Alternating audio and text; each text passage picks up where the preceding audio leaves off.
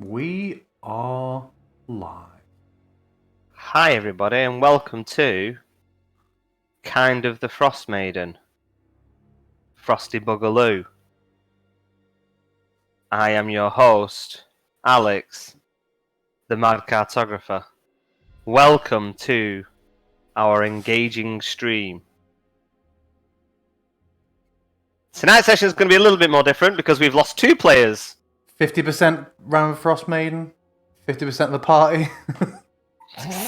Yeah, kind of a game, kind of a D&D party, kind of playing Rime of the Frostmaiden, kind of being disturbed by my children. Yes, sweetheart, last one. Daddy, I love you. Daddy, have a hug. Sick of hearing this insipid shit.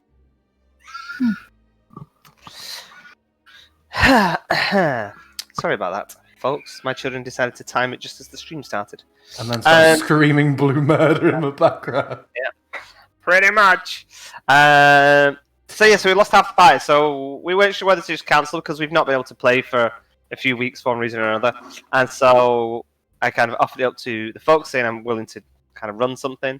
And Harrison, or Sir Gris and Turelios, have decided that they're just going to have a little bit of a roleplay session. So we're going to see how that goes. I think you should clarify as well. When you say lost half the party, you do mean only for this week. We haven't had like half the group drop out. They just can't make it. One of them's travelling, the other one's selfish and fucking useless. So it's just, swinging That's around. That's not her name. Her name's not useless. Yes, well, I mean, if we lost 50% of the party permanently, we probably wouldn't have bothered with the stream tonight.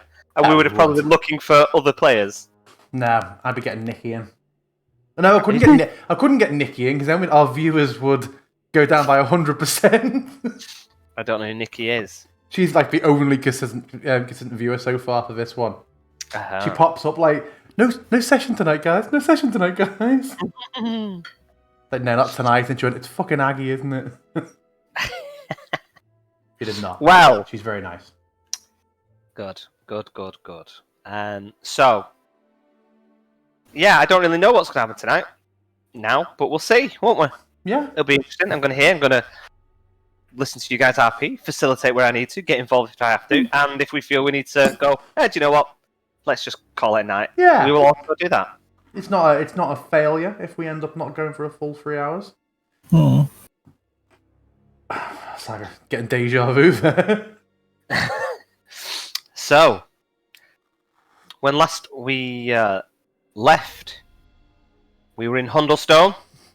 You were in the coach house in Hundlestone that seemed to be watched over, owned by. The current proprietor seemed to be a tiefling called Blackfriar, who you learned through perception and knowledge that they appear to be a cleric of Mask. They are...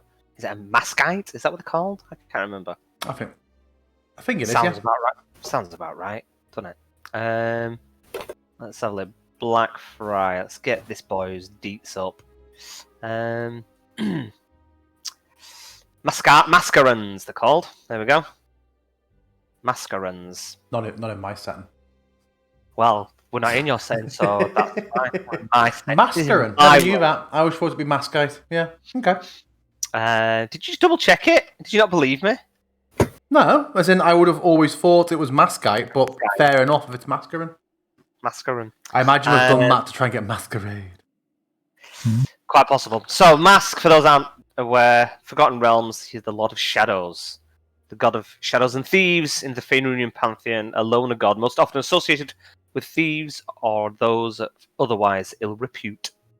So, not a great dude. And, shock horror, the dude that they met who was a worshipper seemed to be quite the nefarious type as well. I will pop up a picture of Blackfriar now. Also, one of the patron gods of the orcs on account of his green skin and his faithful hound, Milo. Sounds like you've made that up. It's just the mask. Oh, very good. Very good. I did not get that at all. My bad. So there he is. There is that handsome, slightly condescending, sneering-looking fellow, and the dude has no shadow, if we remember, which is an identifier of somebody that is a mascaran. What else did we learn about? Because I feel like this is actually going to be as much a recap session because we've not played for so long. To actually see what you guys. Oh, great! So nobody else is here. So me and Trevelios provide like the clip show session when the budget's low. The flashbacks. Hey, look at chat. 20 days since our last session. Shit, the bed. Yeah, it's crazy, man. What else did we learn? He has I can't remember if it's an imp or a quasit. I think it was an imp. Who was helping him with the food. I do not believe I made a note of that imp's name. Did you? No, I don't have a name for the imp. Ooh. I don't believe he was named in our... Sribbits, I think his name was. He... Yeah, because from what I remember, when someone mentioned the imp, he was just very... he disregarded it and... Yeah. Moved on. Sort of don't pay attention to the imp. It's nothing. It's my stuff. I feel like he did have some sort of vested interest in our eventual destination. I don't know if it was 10 Towns or East, was it East Haven? Somewhere we're heading up to. He had business. But I can't remember what that business was now. Yeah, and he really wanted to get in our business as well. Yeah. Find out what we are doing. Maybe we can help each other or so. Ah, no. This guy, this black guy is just bloody Gadarax with a different bloody set of racial bonuses. I don't trust this guy one fucking bit. Slightly different accent. Yeah. I don't trust this guy. He's a fucking blackguard. This guy. I mean, he's a tiefling that worships mask. What's racist? Is it? Is it if it's true? I mean, so far in this campaign, you've met 2 tiefling. Did you like either of them? 2? Oh, so I thought we meant 2 in addition to this guy. No. This one and what was he already popped up? Letitia. No, that wasn't it. That wasn't my name. Seeker. Yeah, I remember Seeker. Yeah. Seeker was alright. That Letitia that came after. What a waster. Hey, do you know what? Never had a problem with Seeker. It all began with Letitia. Yep. So, I will jog memories if needs be. Blackfriar was from Bryn Shander, part of a business there. They were.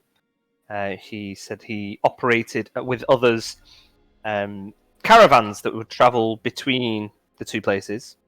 Didn't go into much more detail on it, other than saying that the road, the 10 trails that links Hundlestone and Bryn Shander, which is the main route for getting into 10 Towns, is just impassable to get up through with a wagon. You're not going to get horse and wagon up there.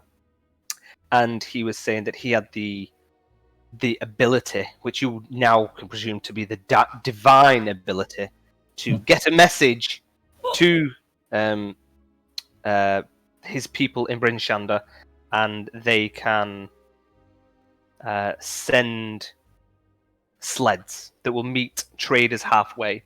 So you would make your way up the pass and then kind of like do a crossover from wagon to sled. That would be a route to potentially get to Bryn Shander. Otherwise, probably going to be doing it on foot.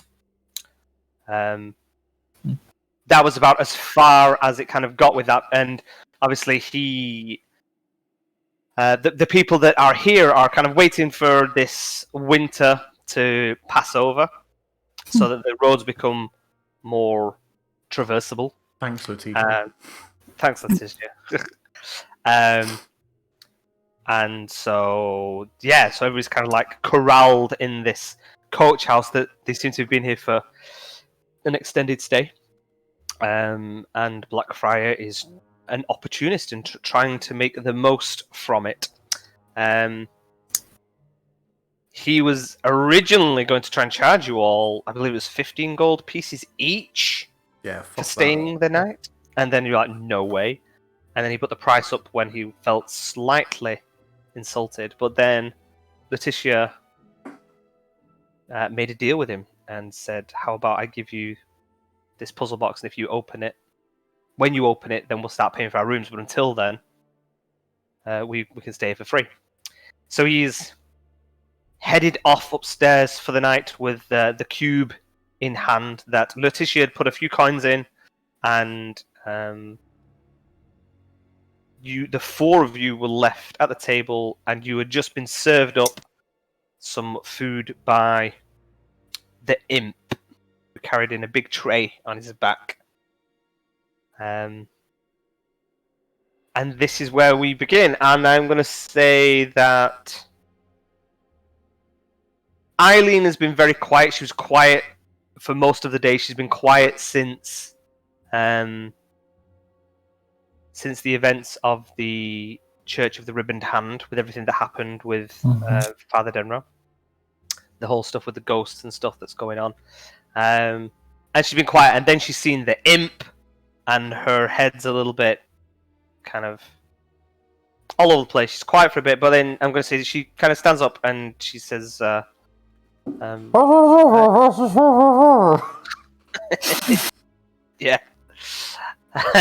And she will excuse herself and say, "Nah, yeah, I don't feel particularly hungry. I'm going to go and get some rest."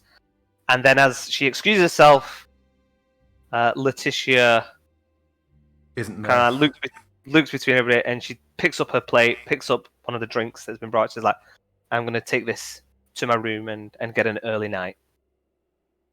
You know, good night to you both." And everybody wishes you good night, and then those two potter off. Potter. My scarf Potter. Your mum did. Potter. Upstairs, and who knows how, but they seem to find the rooms that are made available to them.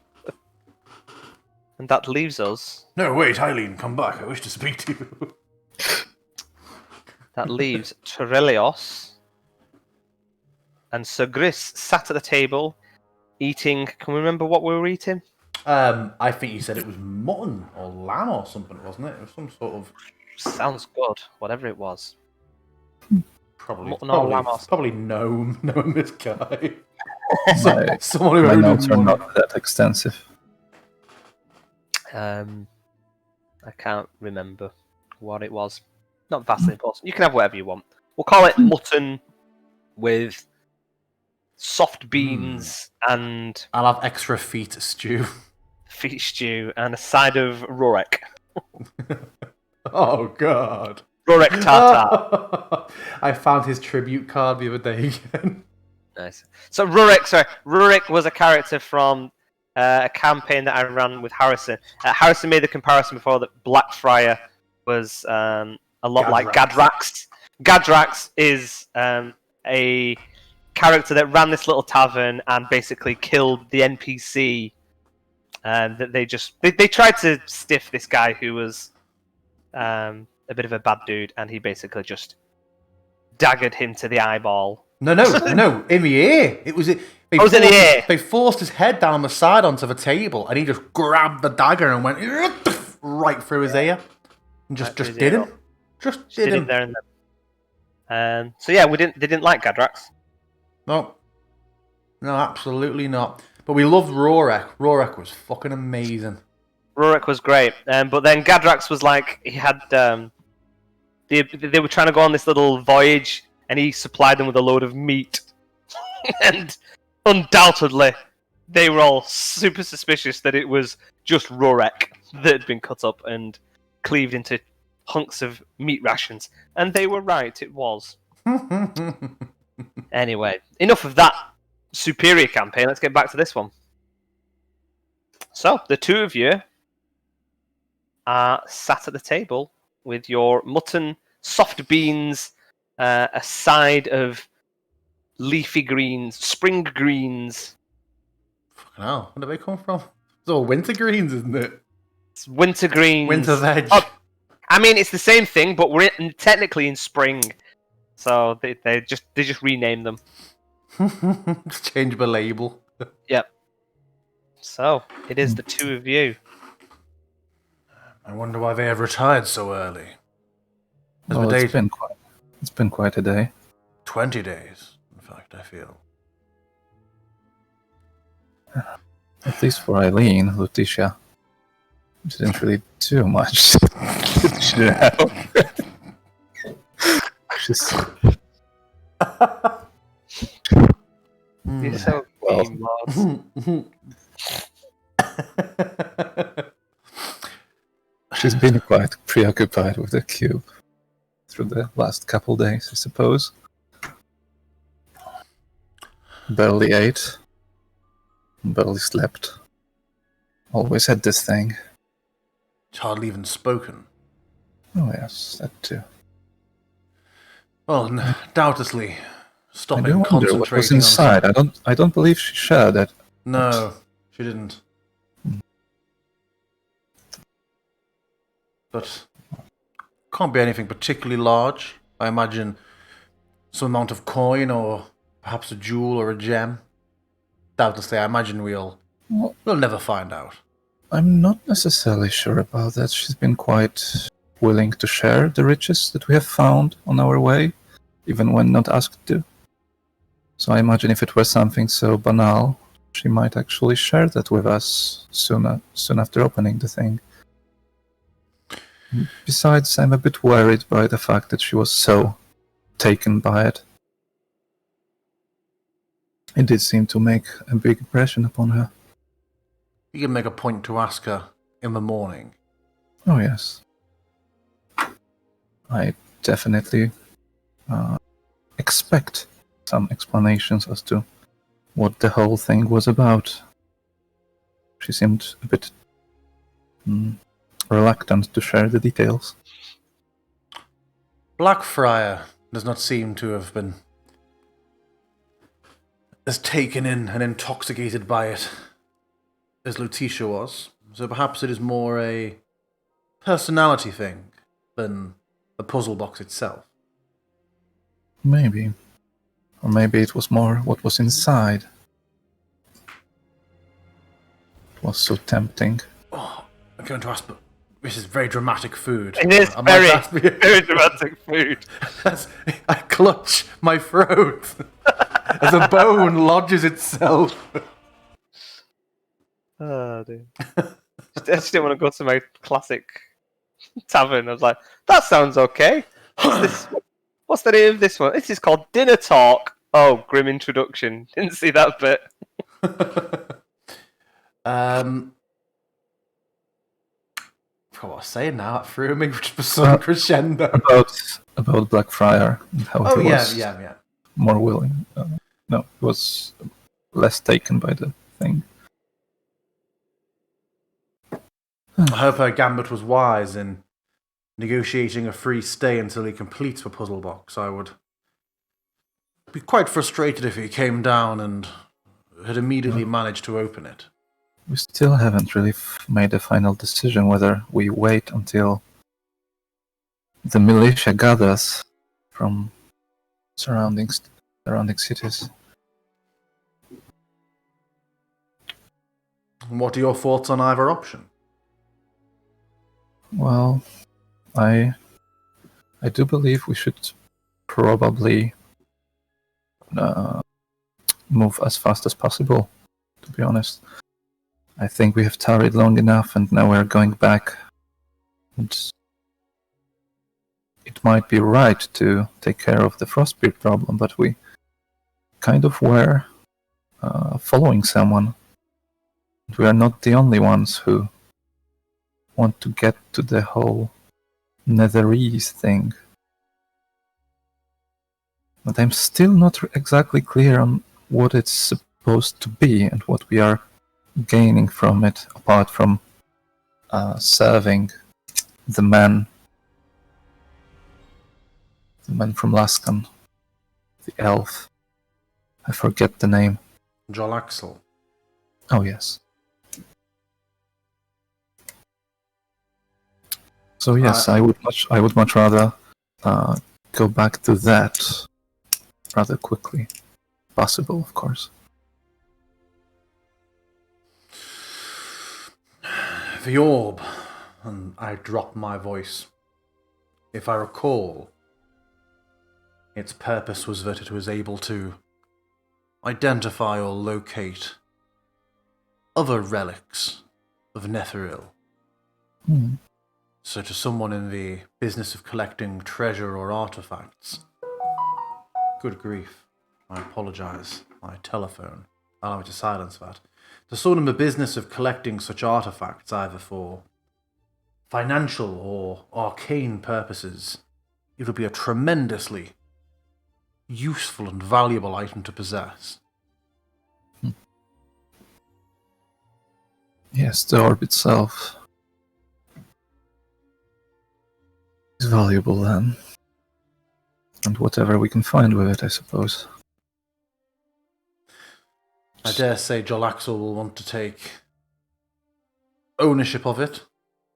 Oh yes, I imagine so. I'm not entirely sure whether it will leave us afterwards. Some coin in my pocket and sent on our way, or if you'll have a further task for us. Well, that is something that he hinted at when talking with us, and me specifically. And he seemed to take his reputation very seriously.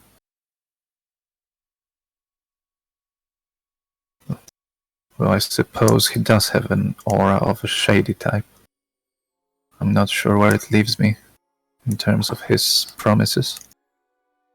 I have heard some talk of him. His name was known in Afkatla. He certainly has the potential to be ferocious and vindictive if he feels deceived or wrong done, but his reputation doesn't speak to him being malicious or untrustworthy. That bodes well.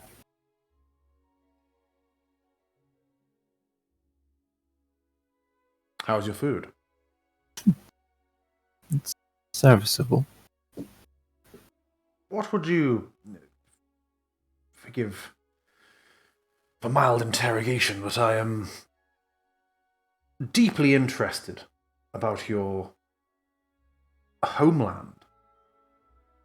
What would you eat? Would you go out and just simply catch fish? Well, that is one way to go about it. There are many uplands down below as they are here that supply nutrition. And we are, how to say it, very utilitarian about it.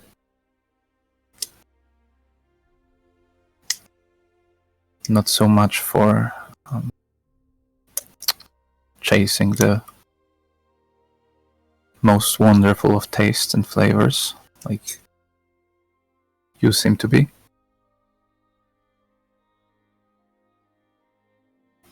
And how would you cook to create a flame underwater?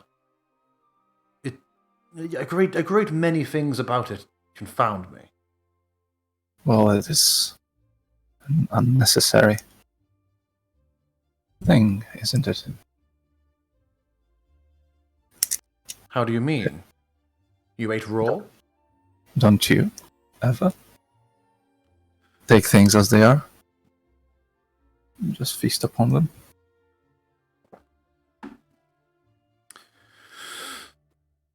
Yes, but I also enjoy cooking things.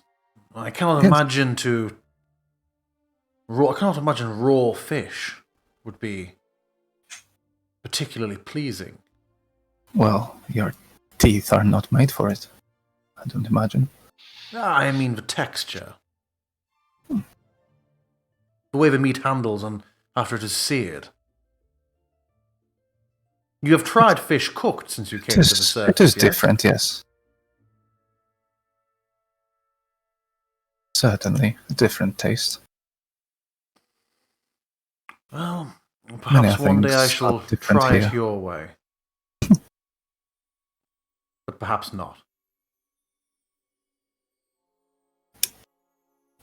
Yeah. And how long is it now as you have been on the surface? Oh, it would be a year or two, I believe. Time flies. We've been together. I've been walking on the surface with Eileen for quite some time. Showed me everything. Something that is increasingly gained my interest, and yet have not had the time to speak to her about it yet. In all that time together, have you ever seen Under the Mask? Oh, no. No, it seems to be a big point for her. I don't mean to push on that one. Indeed. She may be... Perhaps there is something she feels would be an issue. Perhaps some injury or disfigurement. Not that I would care, but... As you say, if it is a point of import for her...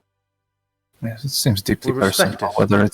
whether it is hiding something or maybe a part of a ritual or something like that, connected to the gods that she serves. I don't know. There are many. I must confess, I do not think I even know which god it is she serves, has she said? Believe she did. Kellamvor, actually. It was Kellamvor, yes. Yeah. Kellamvor, I think, actually, she said. What do I know of Kellamvor? Did.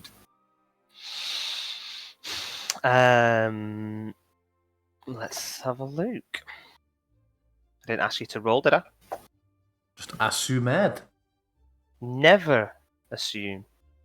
I was going to check what your passive stats were on religion. See if they were of any note. Let's have a look.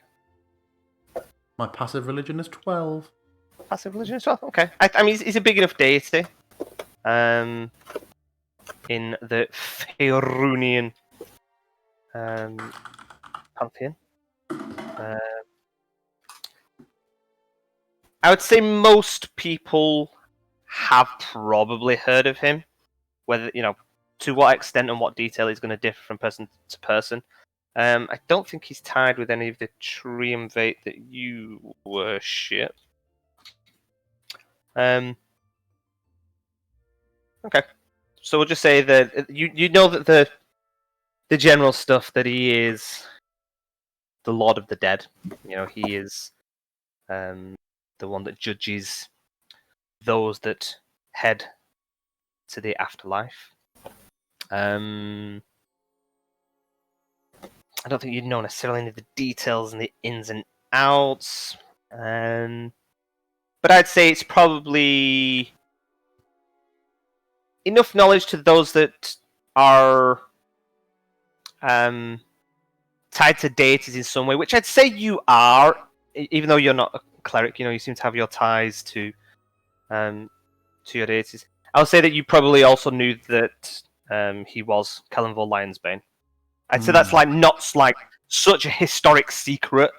There's probably enough people, and if you're well read enough, then you probably kind of know that, but you don't necessarily know the details of his life. So he was just somebody that ascended from being human form into godhood, one of the more powerful gods as well. Okay. Let's have a look. So I'll give you that. I'll give you that as Kellamvor in general. What did you roll? 12. No, sorry. I rolled 11. At 11, yeah. I lost some knowledge. When I thought about it too hard, I blew a neuron and dropped lower.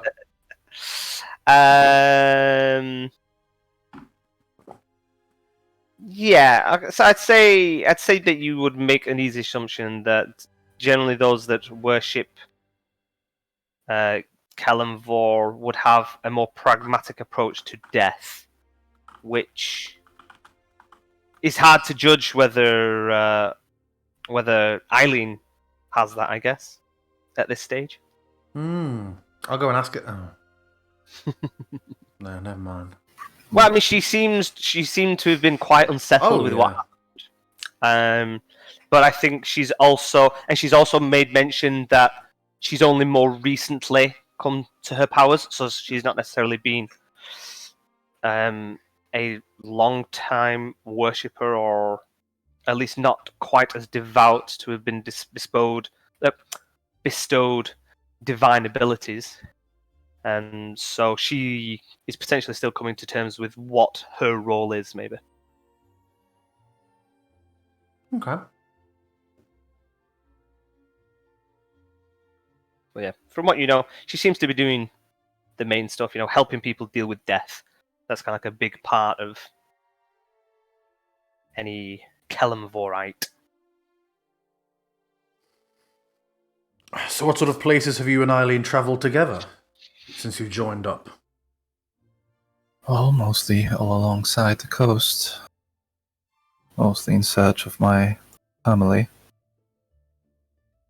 And I was hoping to find Hirashal. I did hope that people would be recognizing the name more for my uncle, because it's about him. I mean, he does have quite a role. He's an ambassador and he's been respected where I come from. I hoped it would be easier to locate him and find people who would know of him. Why are you having to find him? Well, I hope he's not dead, for one. I mean, knowing would be much better than hoping. I did follow him ashore, but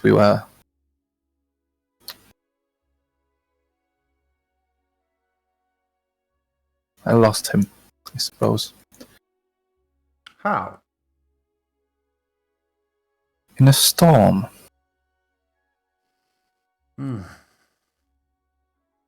The tides separated you from each other?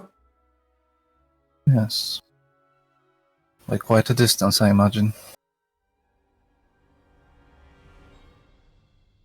Then trying to find him in the new world has proven to be quite a task indeed. At some point, I suppose, we kinda moved on beyond that and tried to settle on a new course, hoping that maybe we'll see, we will meet anyone who knows something or see something that will lead us to him.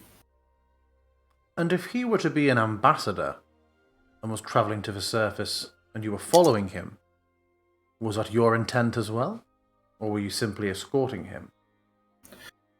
Well, neither of those, really. I wanted to get out. And, well, I suppose I succeeded. To your adventures. And I will raise my pitcher of water. I will raise whatever I got. Oh, I just found out what the thing. There was either baked grouse and cashew bread with a glass of mead. There you go. So you ordered 3 of those, I believe. Cool. I wouldn't have had mead. Yeah, I know. Oh, fucking would in real life now I've tried it. Jesus Christ. I'm well and truly on the mead train now, thanks to Halvor. It were bloody lovely.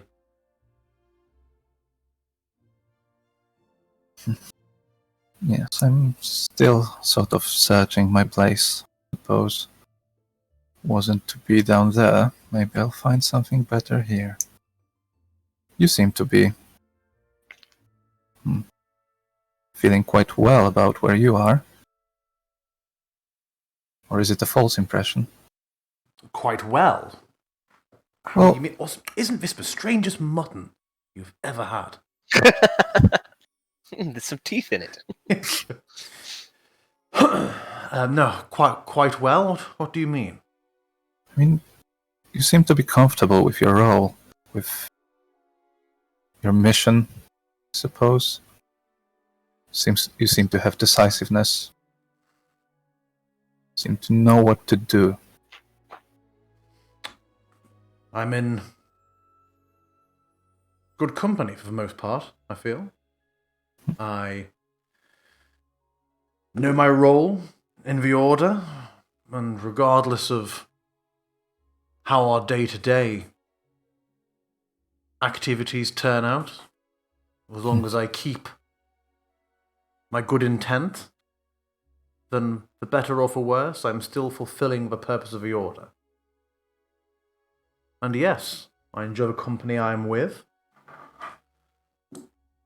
Lutetia, I still feel I can win around, perhaps, to ideals more akin to that of the Order. We shall see. Well, she does seem to also be foreign to these lands, doesn't she?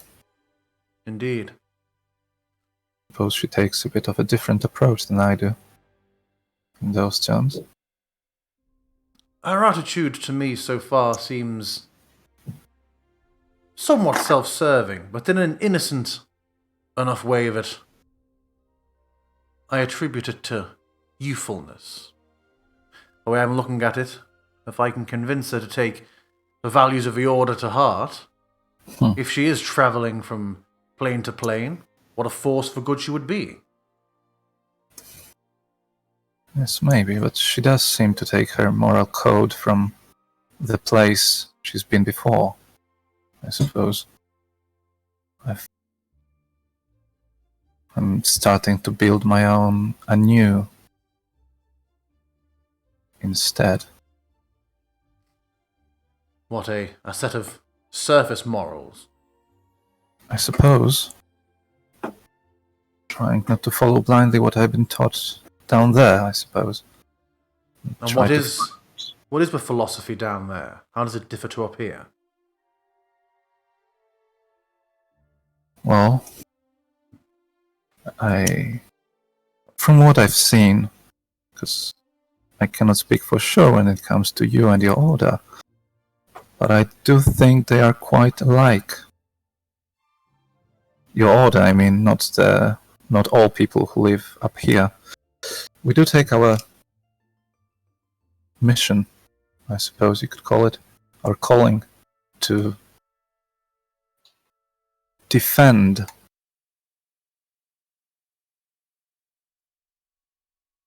protect. I don't wish to sound like we are overly like we are thinking too much of ourselves, but we are kind of blocking away from the deepest depths to up here. There is this sort of feeling that the surface dwellers owe us some. What do they feel the surface dwellers owe them for?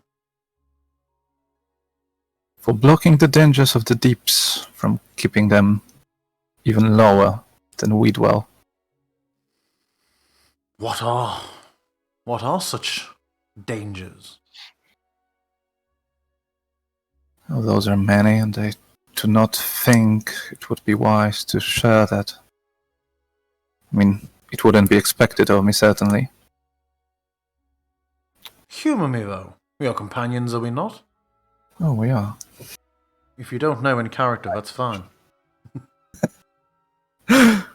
Make it up. Doesn't have to have a name, doesn't have to have a stat, it just can be anything. This is your time. Well, I mean... Down here. Up there is their time. I don't believe you do know much about our pantheons, just as we down there don't care much for yours, usually. It is a question. Would you know anything of the gods of the depths? The player does. The character may not. What does the DM think? I'd say on this one, roll for it. Let's see. Do I know all about Sekola? No. I'm guessing I don't. This is the big one that I have written. Oh, what, Sekola? Yeah. Yeah.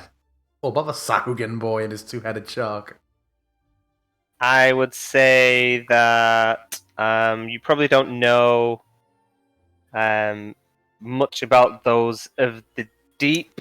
I would say that you would probably have heard when you were doing your travels up and down the sword that there were a variety of deities that were kind of like given worship to, or kind of like little prayers and stuff before the sailors would head out on their voyages. I believe they were called. Well, one would be Umbali. Umbali, that was it, because that was from the game that we played. Umbali, Dangwaru, and is it Telos that's like of the storms? And Talos, stuff? yeah. Talos. So I'd say you are familiar enough with their names, but that's about as far as your ocean knowledge goes. I am familiar with Umbali and those who grant sailors safe passage, but I would imagine that to you and yours, you would consider those surface gods. For the most part, yes. I do believe so as well. Well, the main thing we try to keep at bay is Sekola and his brood, I'd call them.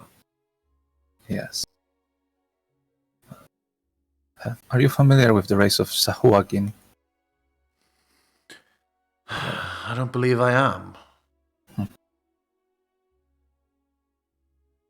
Well, those are, I suppose, partly, this, at least for you, they would be partly similar to us, though bigger and, I suppose, more predatory in their appearance. They are quite an enemy. And you're quite tall, aren't you? Isn't Treyas like 6'3", didn't you say? I'm not really sure if I said anything about the height. He would be quite... I presume I've stood next to you in the game. I've just told you how high I am. Sure. Yeah, I guess, sure. Let's go with that. You've got your height as not written down. Tall, but your appearance is tall, fit, and of slender frame. So tall... Yeah. He's a tall 4-foot man. Sure. My height is down as taller than Chirelios. Checks out. Chirelios isn't in his final form yet. The main thing for us, for the settlement I'm from, I suppose, was that we were positioned. The settlement was right next to sort of a rift that goes deep into the earth, much deeper than the usual bottom of the ocean would be in that region. The rift goes who knows how long below, and the dangers that lag there, we're not exactly sure about. Some of them. We've seen some beings of elemental nature. Some smaller, some bigger. Our elders, leaders, would tell stories about more unknown things that dwell in the depths where even we cannot reach. For the most part, they seem to stay there but we are to be ready if any of them moved. It's quite a sight to behold, such a rift. Very distressing. Do you mean some sort of magical portal, or do you mean like a crevasse into the deep? Crevasse, I suppose. No, not a portal. Though there might be down there. That is something that was proposed by some. Well, no way to check it for now. Sounds terribly foreboding. Hmm. And like your settlement kept an important vigil. So yes, I would say I do see similarities between what you describe and my order. Hmm. I've had some small dealings with Kuatoa in my travels. They are slightly similar in appearance to how you have described your race, although they are much more squat. Are they some other relation to your species? Koto, I don't believe so, no. I'm afraid I don't know much about them. I led fairly sheltered life, to be honest. I don't know much beyond the settlement. Haven't really ventured too far before the big travel, I suppose, that took me here. I imagine that every day must be an education for you then.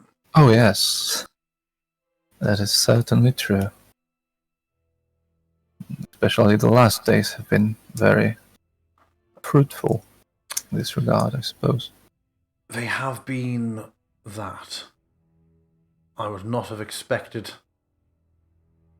to have encountered anything quite like the experience in that Undercroft.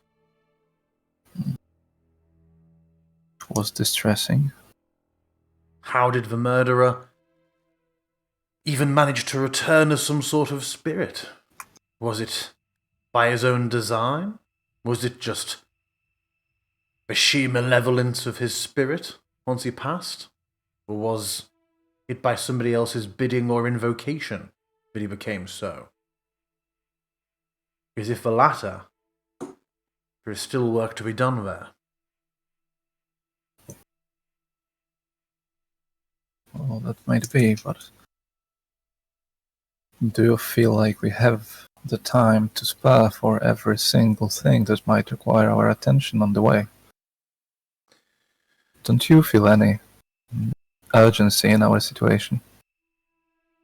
I feel conflict in it, but it is difficult to pass these opportunities by to make such a beneficial impact. For the most part, I'm content to discuss with you all and to follow the group decision. I feel as though my lot here is not to lead or to decide, but simply to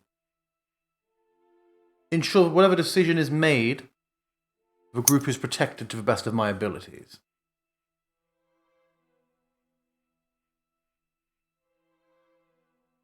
However, sometimes decisions are made that I cannot agree with.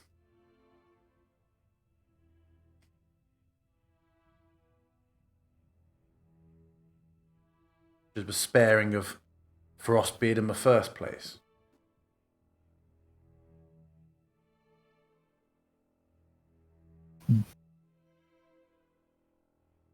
But once that is resolved, I'll be content for us to make haste to East Haven. East Haven, yes. Indeed.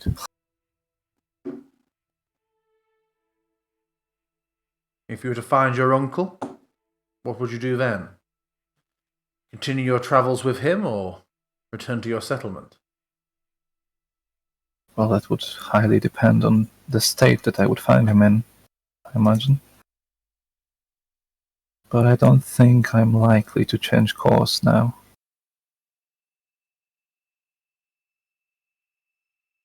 I don't believe he could sway me at this point. If he needed help, if he were in danger, I might prioritize that. Understandably so. But I should like to meet this uncle. I should like to meet this uncle, or I give him the chance. It sounds like he would have interesting stories to tell. Oh, I imagine very much so. He's an uncle by your father or by your mother? It's a very good question that I'm sure is answered at some point. Choose now, or forever hold your peace. Yeah. Is it your father's brother? Your father's brother? Oh my God. They just I like. believe he was on the father's side. Is it your father's brother? I suppose so. Okay. This changes things. Does it though?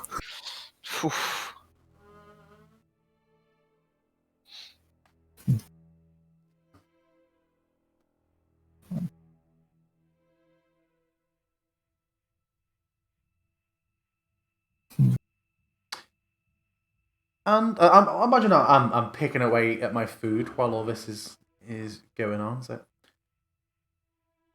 the powers you wield, Yes. and you have said enough that it seems you are talking to someone or something at times. Some Yes. unseen benefactor, That is my companion. companion. Yes. I see nobody with you. I would call him that. Yes, it's not uncommon. I would say it's the other way around. Very uncommon for someone to see it. I furrow my brow. Explain. Well, it's been a problem ever since the beginning, I suppose, of our little relationship, which was ever since I remember. He's been there for me.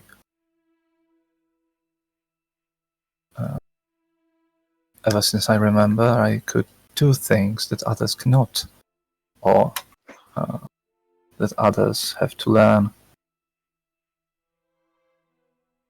Or otherwise, as per Eileen, our companion, I suppose.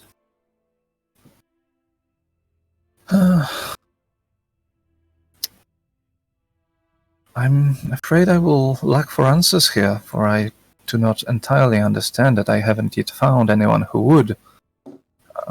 So you have never seen it? No, I've seen my companion. And what does it... Is it a being like you and I? Is it a spirit? Oh, yes, spirit-like would be a very good approximation, I suppose. Yes. Does it have a name? Well, I do call it Catty. Catty? Picati. Oh. Very curious. It would just be friend. For he has been the first one. For very long, the only one, I suppose. We have a good understanding, I'd say, for how different our ways of communication are. Yes, you have never really explained that, how you lend yourself into my mind. Oh, that. Well, yes, that's... Is this by Catty's graces? Oh, yes, it is. One of the many benefits that I possess thanks to him. It allows to establish a connection, I suppose. It's sort of sits in your head those times.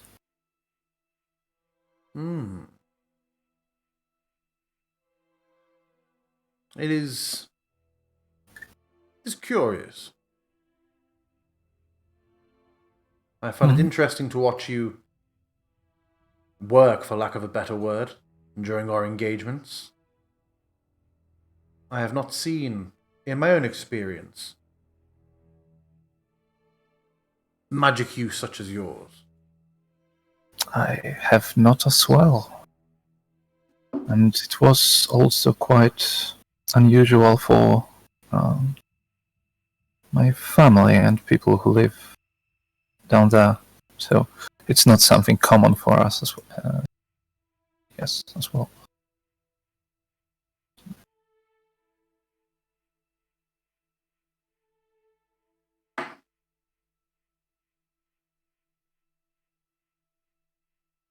I would very much like to know more about Picati and about the connection that we have, but I'm not exactly sure who to ask about it.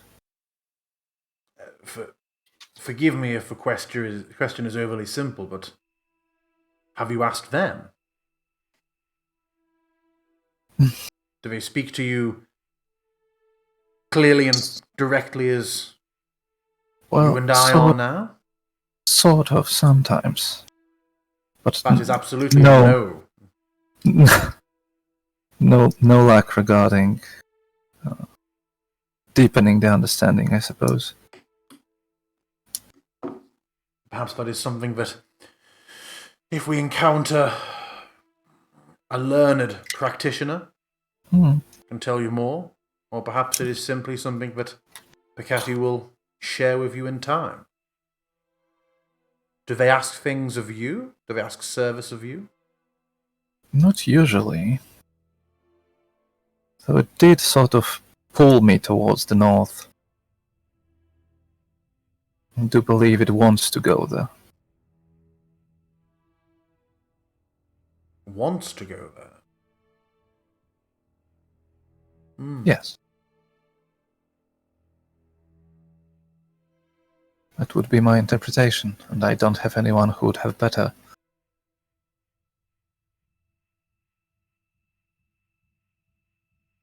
Understanding, I suppose.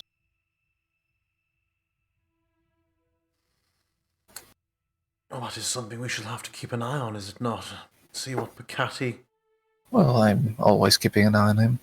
See where he steers you once we are in the north. Well, could he be steering you to your uncle? It would be very simple and very kind of him, if you were. No way of knowing for now. It's been a bit quiet lately. We'll have to see, I suppose. Did he steer you to the surface with your uncle, or did you do that independently? Oh, sometimes it's hard to tell. I do like to think that this was all my idea.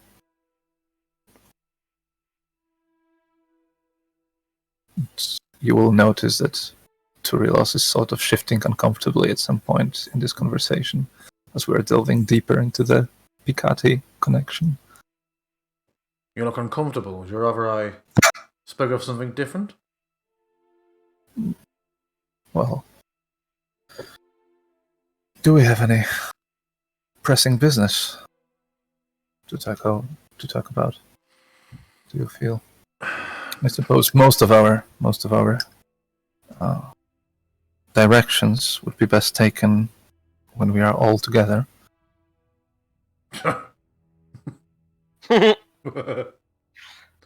As you are speaking, and there's kind of like a slight lull for a moment, you hear some footsteps coming from the main entranceway that leads out into the courtyard where all the caravans are parked.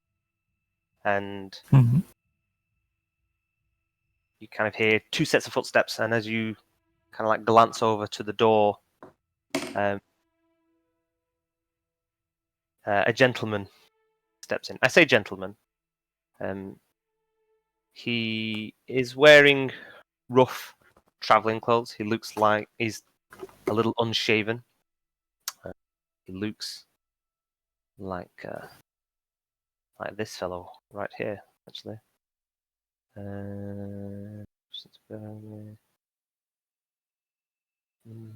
Okay. This looks like I can never remember whether this is going to pop names or not, but we'll have a look. If it's the show art module, it should not. Okay, so if we view character artwork, we'll see. I mean, it's not a big deal if it does.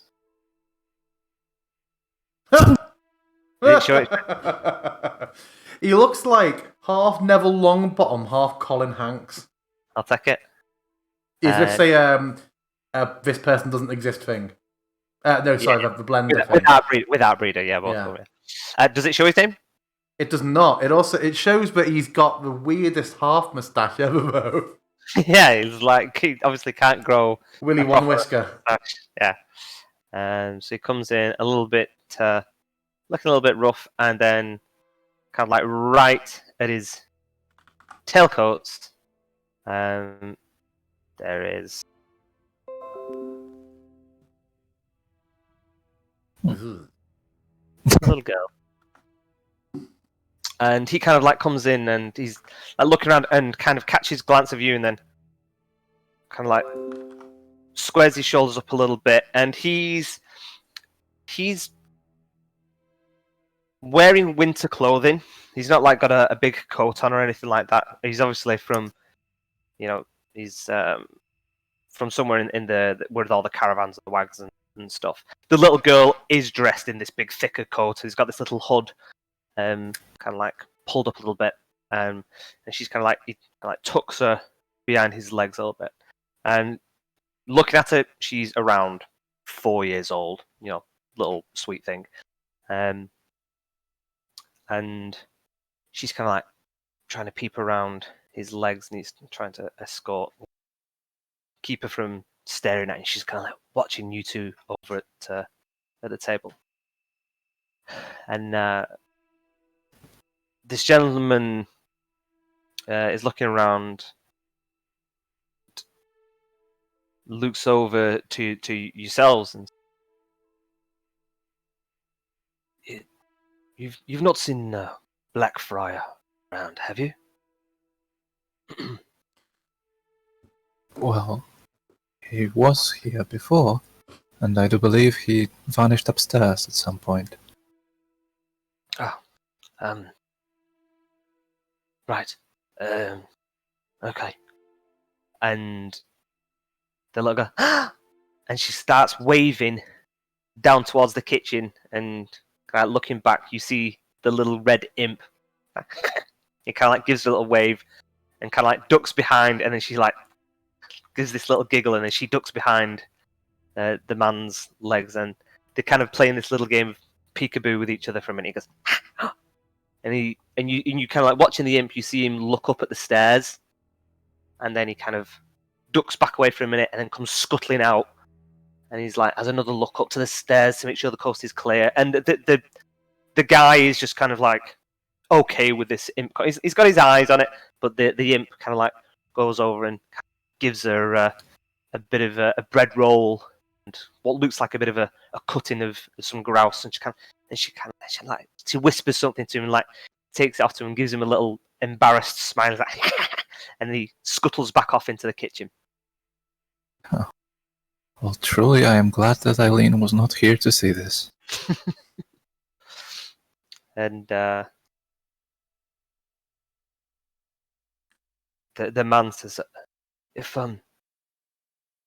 he comes down, could you tell him that Jerem has been looking for him again?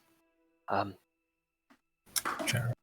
Just tell him, I'm happy to do anything else he needs doing. Any more work? Anything. He looks between the two. You don't have anything you need doing, do you? I could help on, I don't know, a wagon you've come in, or my wife, she's good at darning socks if you've got any repairs or anything that needs doing. Fine for repairs in the meantime, and my socks are rather new, Jaren. And give him a smile. But forgive me, I haven't heard what your skill set is. Oh, and he kind of bends down and like whispers to his daughter, and she kind of like takes a step to one side, and he kind of puffs his chest out a little bit and kind of takes a bit more of a step forward, a bit more confident, and kind of crouches down a little bit and says, "You two gentlemen are well travelled, yes? You are. Which way are you heading? Are you heading north? Are you heading towards Icewind Dale?" We are heading north. Ah, good. Then perhaps you could consider bringing my family and I with you. And he kind of crouches a little bit lower and says, my skills are limited, but I have an estate and lots of money back in Bryn Shander. If you would escort me and the good lady there. And he points back to this young girl.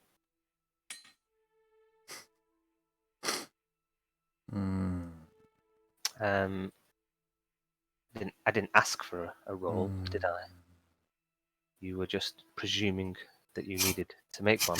You sound so fucking sketchy. So sketchy. Which is fine. I have lots of money.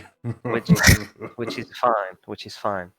But I will also say that with his weak sauce, look and argument and your quite commendable 10 insight, so I'm going to try and use passives as much as possible because I'd noticed.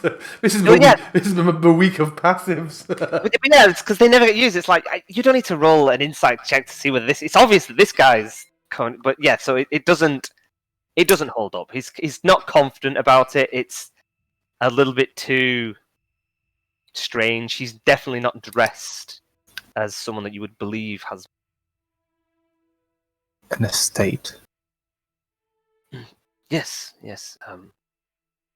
My family have holdings in Bryn Shander. We were traveling south on business. We'd been gone for some time in Fireshire, and then the winter came in, and we'd been stuck here for some time. Sorry, one second. Thomas doesn't understand what shush means. 1 second.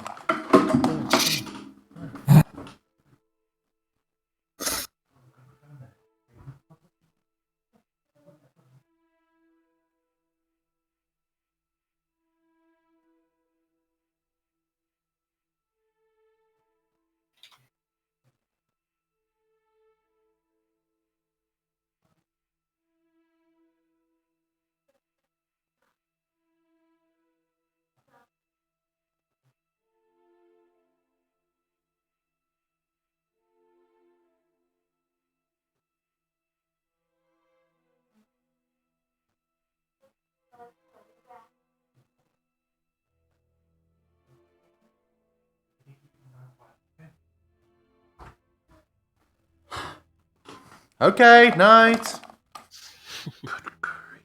And were you hoping for help from the Black Friar in terms of getting your family across?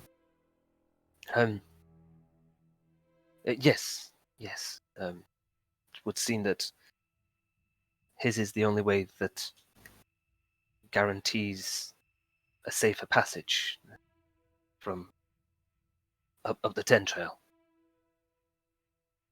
My daughter, she's young. It is not a journey that we can make by foot. And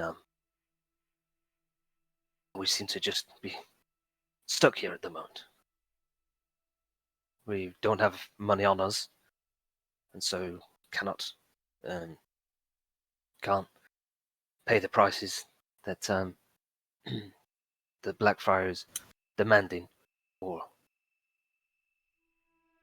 helping us return to Bryn Shander.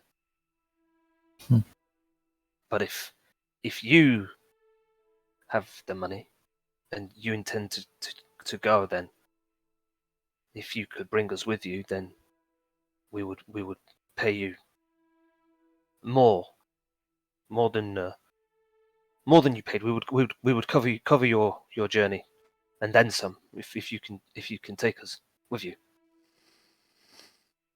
How do you know we are reliable companions? You do not know what our skill sets are, what we do. He kind of looks between you, says, "No, but I've been around enough that you generally don't find folks like you, generally don't stand out like normal folk." And he kind of like looks you up and down. You're dressed like a knight. You look like somebody that could handle themselves and probably has coin to go with it. You stand out from a mile when you walked in here. Everybody's heads was turning. Please. It is true. My companion here is a practitioner of the arcane, and I am a member of the noble order of the Radiant Heart, and therefore, Jerem, by the power of my order, I always know when I am being lied to.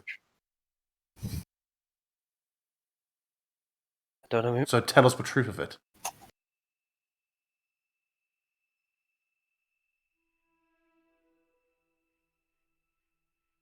And he leans into the table.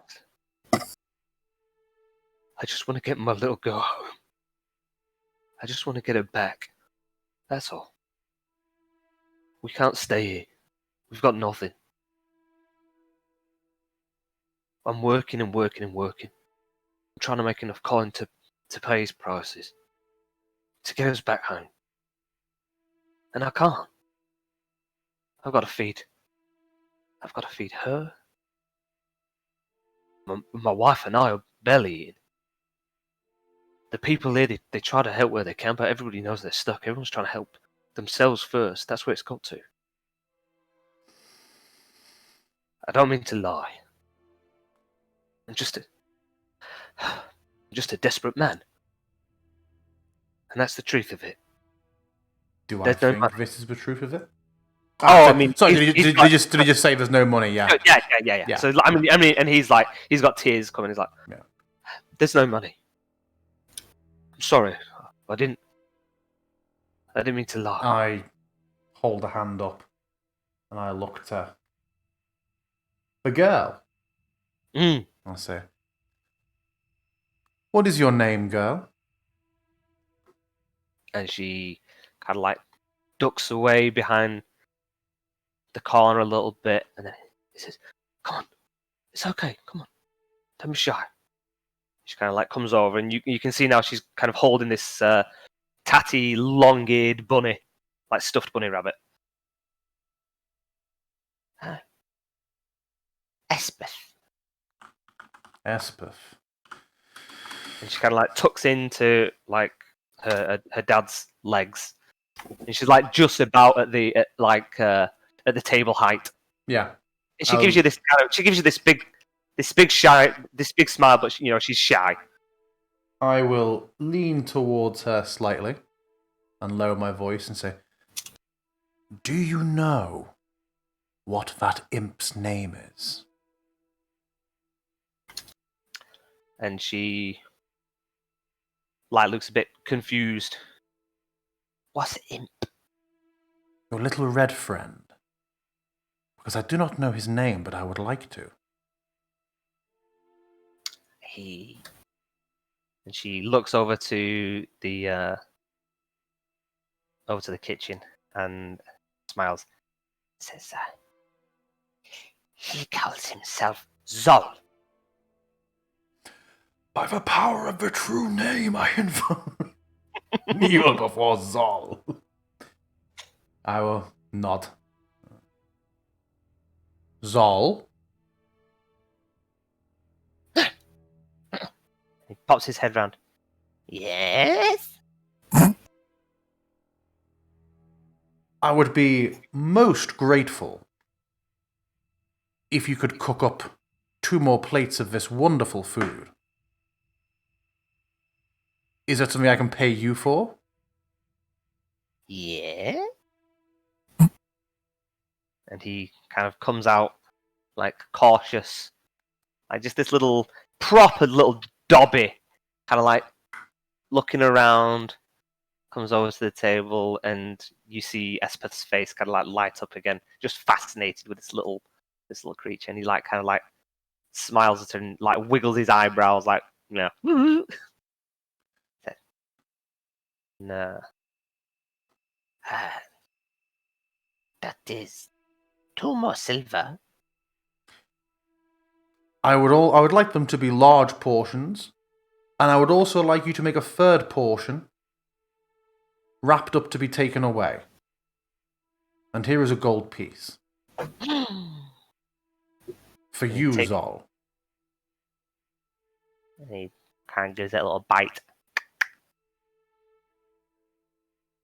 3 grouse and cashew bread.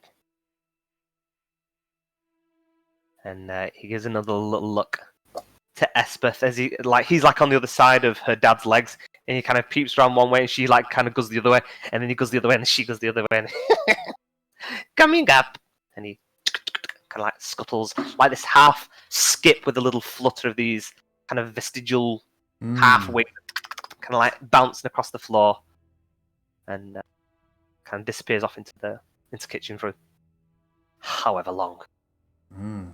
Curious creature. I can't say I know much about them, but he seems alright. He always tries to sneak Espeth a little extra when Blackfriar's not around. Not quite as charitable, that one.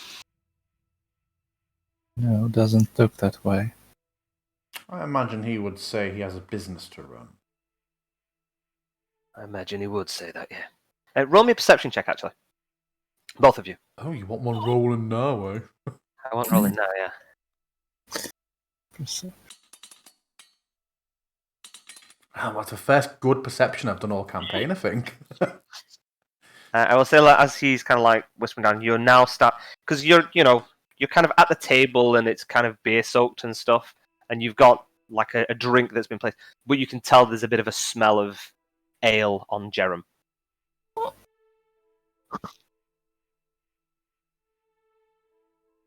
Okay.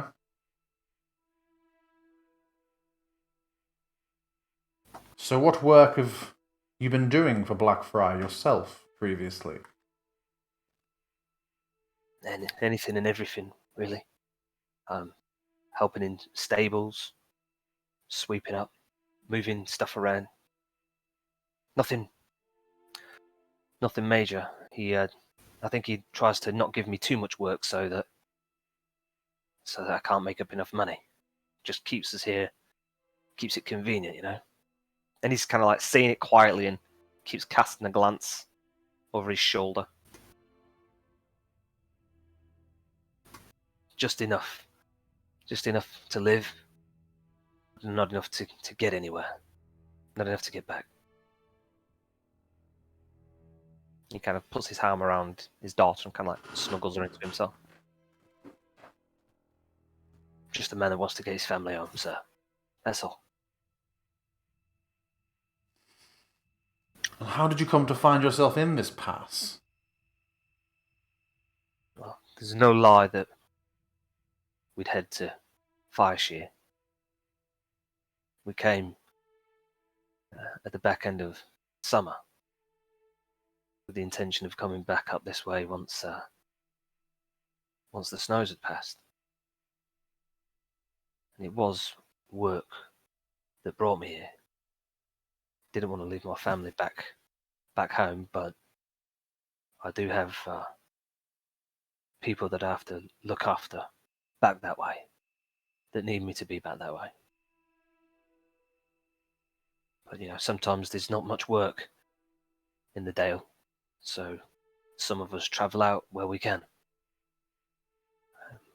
But I don't know what's been going on. This winter's like nothing I've ever seen. Indeed. And I presume you have some sort of lodgings? Where is your wife? There's a family, well, a man and wife, older couple. They've got a wagon, so they've been letting us take turns to stay on it. Me and my wife, we kind of we switch around. They always let Ez stay on. That must be fun for you, Espeth. And she nods and says, I want to go home, though. I miss Gran.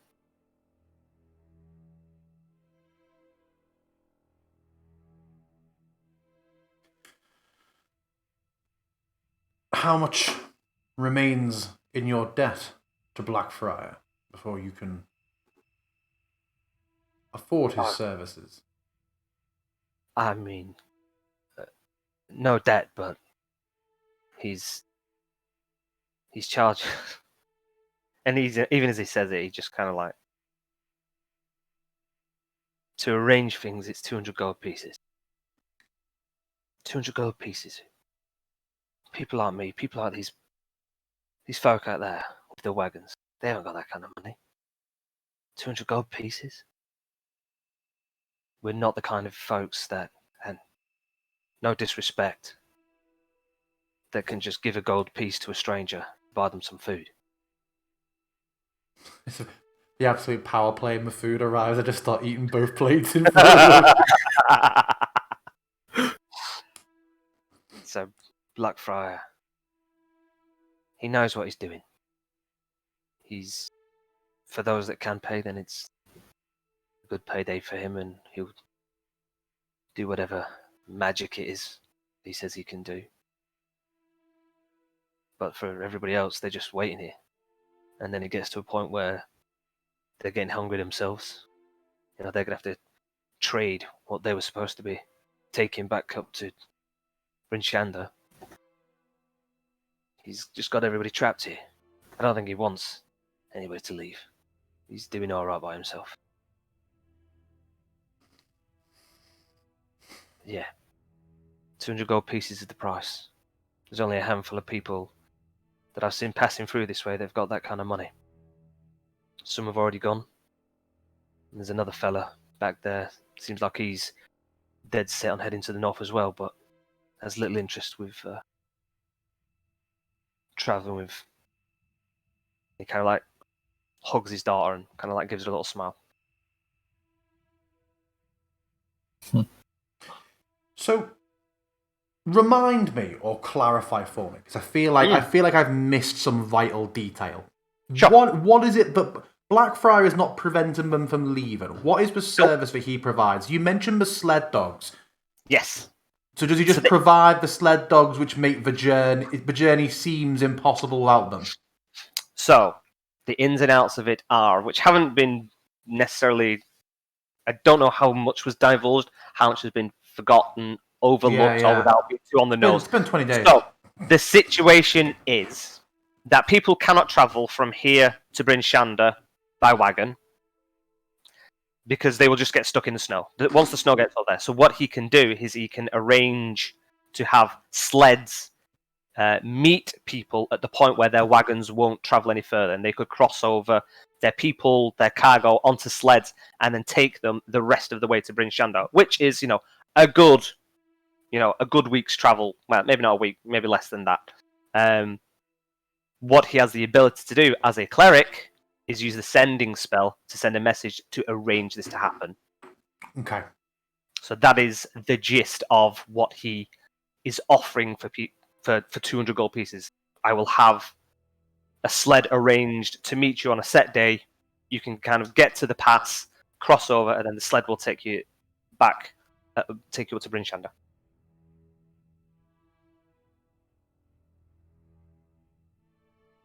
Okay.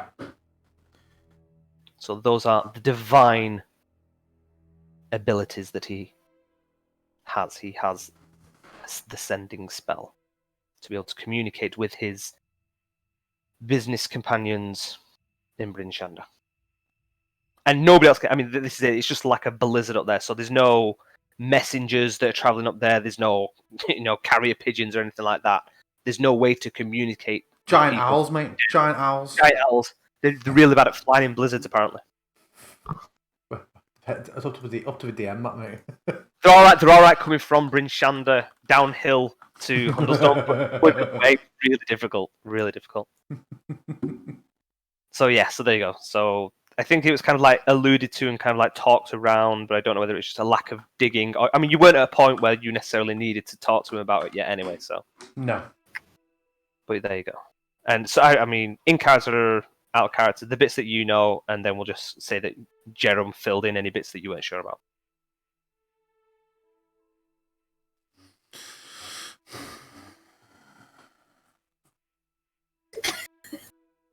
It may be possible.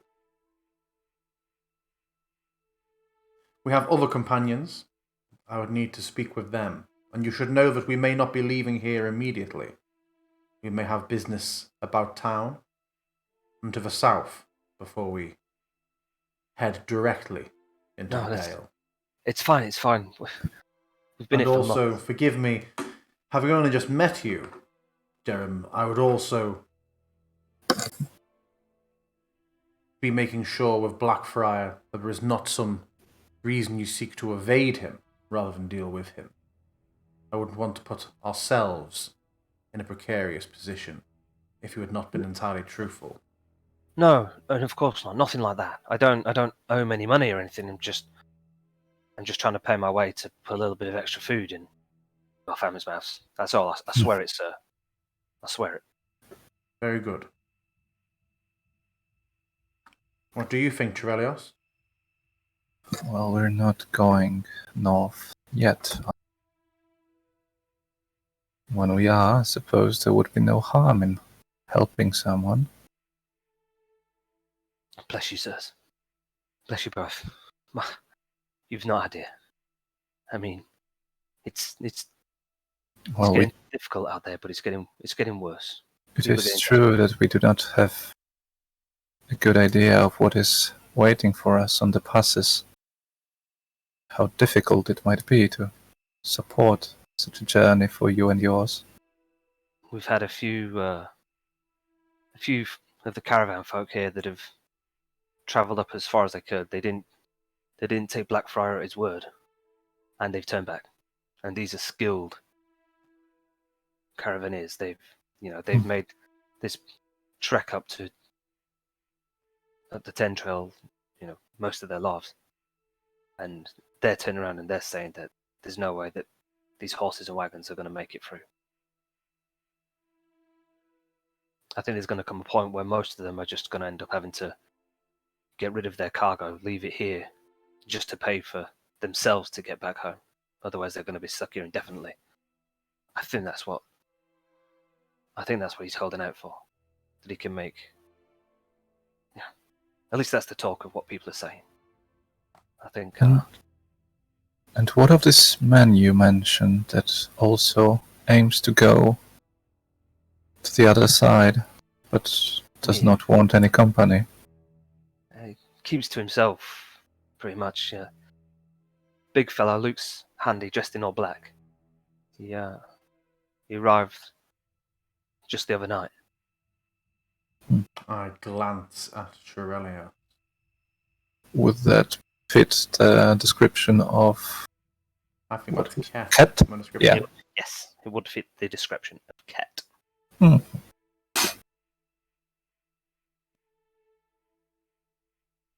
And where was this fellow, you said? Oh, he's staying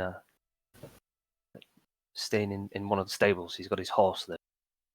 Seems quite comfortable sticking around. Didn't seem to trust most of the folk out there. Guess they can't blame him. Stranger. Most of us are kind of getting used to each other now. You know, for better or worse. But no, I think he was happy to not trust a bunch of strangers with his horse, but not that it'll do him much use. He ain't going to be taking it much further if he's heading up the dale.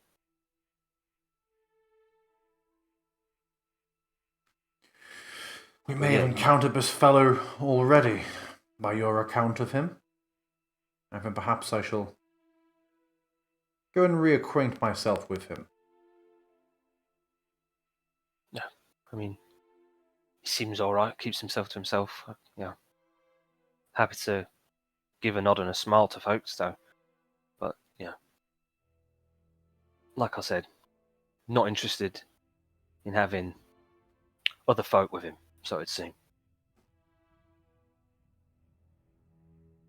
And Zol comes out with the 2 plates, and then the one packed up, and kind of like trundles on it. And he's got this packed up food tight, bound tight in this grease-proof paper, just bounced between his horns and his ears on his head. And he's got these 2 plates that he's holding. The other ones, he's kind of like big wobbly plates because they're a little bit overpiled. He gets to the edge of the table, and as he's kind of like lifting them up, Espeth kind of like goes over and takes one and kind of like helps him put them on. He's like, thank you. He kind of like gives it a little nudge, and she like giggles and gives him a little bit of a nudge. He just kind of stands there. Oh, enjoy. And Jerem and Espeth are kind of like eyeing these 2 plates of food. Because they've not sat down yet, they're still stood up. So Yeah. I take a bite. No. I will gesture. Push them off the table onto the floor. Dog! Like fucking Ramsay fucking Bolton. I will push the plate to, unoccupied part of the table that has seats in front of it and just gesture. But I will keep talking. I don't want to really highlight the fact that they sit down and eat in front of us. You feed by my graces. Just, trying to just make it ain't no thing. Sure. So these are booths that you're in anyway. Yeah. So you can like edge over if they're sitting at the same table, and they'll kind of like perch on the edge. And Jerem kind of like looks at Espeth, and Espeth kind of like looks at the 2 vacant seats, and she kind of like gives a little smile and climbs up on the seat next to Turelios, kind of like looking at him like with this little big smile. And as she's looking at it, she kind of does this little twitch, eye scrunch up, kind of like scrunch her face, and then she gives you another little smile, and then just turns to this food and just starts yamming it down. No cutlery, just kind of like hands straight into it. Jerem sits down and just starts tucking away, and then takes the package off Zol's head, and he's like, yep, enjoy, and does this little flutter, skittering back across the room. Seems a little bit chirpier when than he did when you first met him. That's a polite way. It's a very diplomatic way of putting it, DM. A non-leading way of putting it. Yeah. And he's not under the heel of his abusive master. It's quite possible. Who knows? And so Jeremy's kind of like tucking into it quick, wolfing it down like a man that's not ate for days. And his kind of like sallow skin, his eyes are dark, rough, half-grown, terribly grown beard, and he's just shoveling it in. You're not being funny, mate, but his picture looks like your beard, Everett. In the past when you've gone for it. How dare you? I mean, that is very much... You get maybe a couple of centimetres more on my actual chin. uncalled for. Uncalled. And so he's like, so what is it, Twin? What is it that's taking you north? You come to try and deal with this winter? No, we are to liaise with colleagues on an archaeological expedition. Seeking certain relics of historical importance. It's all more mundane than it actually sounds. Sounds interesting. Sounds more interesting than what we get up to around here. Interesting though. Everything going up there. You know, there's still more folk lately trying to get up there than I've seen for the last few months. And what is... Oh no, go on. I defer to Torelios. Okay. How come? What? More folks going north, you say? Yeah, well, obviously, folks that stand out that aren't necessarily with wagons is obviously you two, and I think I saw that you were with two others. Didn't probably get a proper glance. Obviously, can't see them here now, but like I said, everybody kind of takes note when somebody new arrives. Really? Well, yeah, there's not that much else that goes on. Every day's kind of the same, and it has been for the last 4 months, really. Oh, 4 months. And have you been here through the whole 4 months? Yeah. It's been it's not been great. So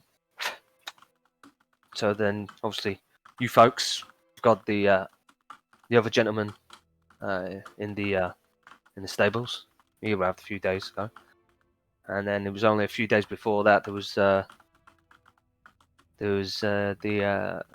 other 4 fellas. 4? No, fellas, 3 fellas and a woman as well. But again, kept themselves to themselves.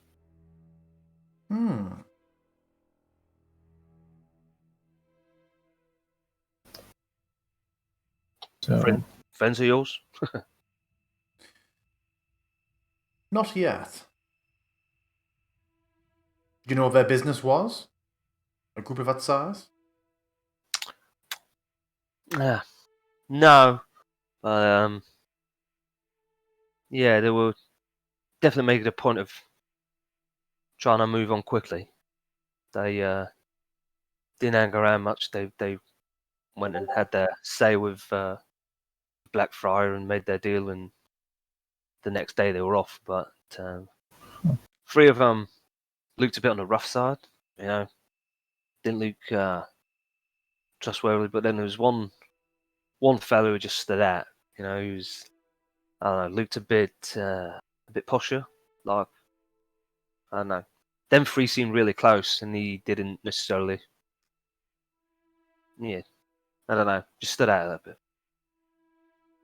What was his hair like? Kind of dark, quite well groomed, I guess. Kind of like where your cursor's hovering. Amphibious. And how long ago was that, you said? Oof, that'd have been 4 or 5 days, I think. Interesting. Does sound interesting indeed. So, there is no estate for you at home. You confessed that much. What is your lot up there? You have a home waiting? A home you pray is still there? Employment waiting for you? Well, there is a granny involved. It's all fish. He said there's a granny. Oh. It's all fish. In nice window. That's pretty much it. How dare! It's that's yeah. I mean, I don't think he's necessarily ever seen Triton. Maybe I don't know. Yeah, it's we're not actually from Bryn Shanna. That's just where we're heading up. We're from Targos.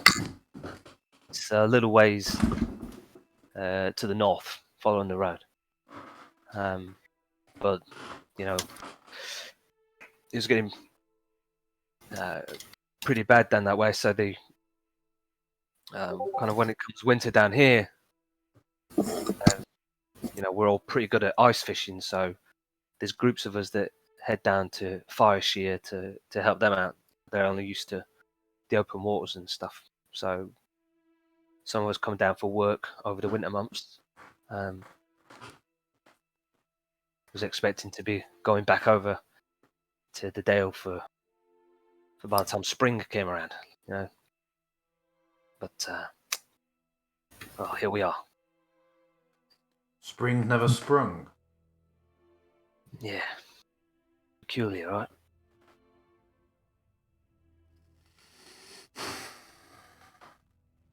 And Esper's just kind of like eating away. And said, "Spring never sprung. Spring never sprung. Spring never sprung." Chowing down. And like looks at you and kind of like smiles with his like these hamster cheeks filled with food.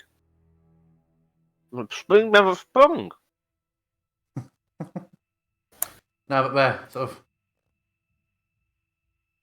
sat closer to us, I'll sort of very, very slightly lean in. Not much, really. With a proximity, the smell of suds is strong on you, Jerem. But you seem to have your wits about you. Are you... It's like kind of stops like food like halfway to his mouth as he hears you speaking. Kind of like looks to you. Is Bidet wearing stale upon you, or are you taking what solace you can in cups?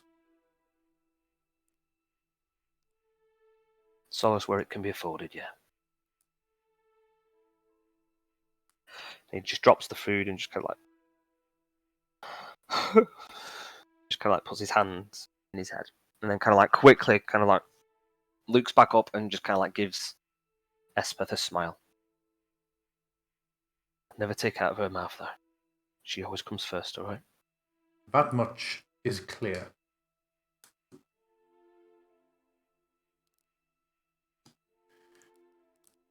It was not judgment, merely curiosity.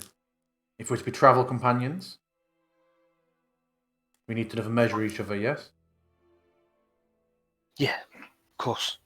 Although I feel this one, I look at Elspeth, will be running rings around all of us, and probably even the sled dogs. And she opens her eyes, looks at you, and gives the same eyebrow waggle that Zol did. Like kind of eyebrow waggles to you, and then just carries on eating.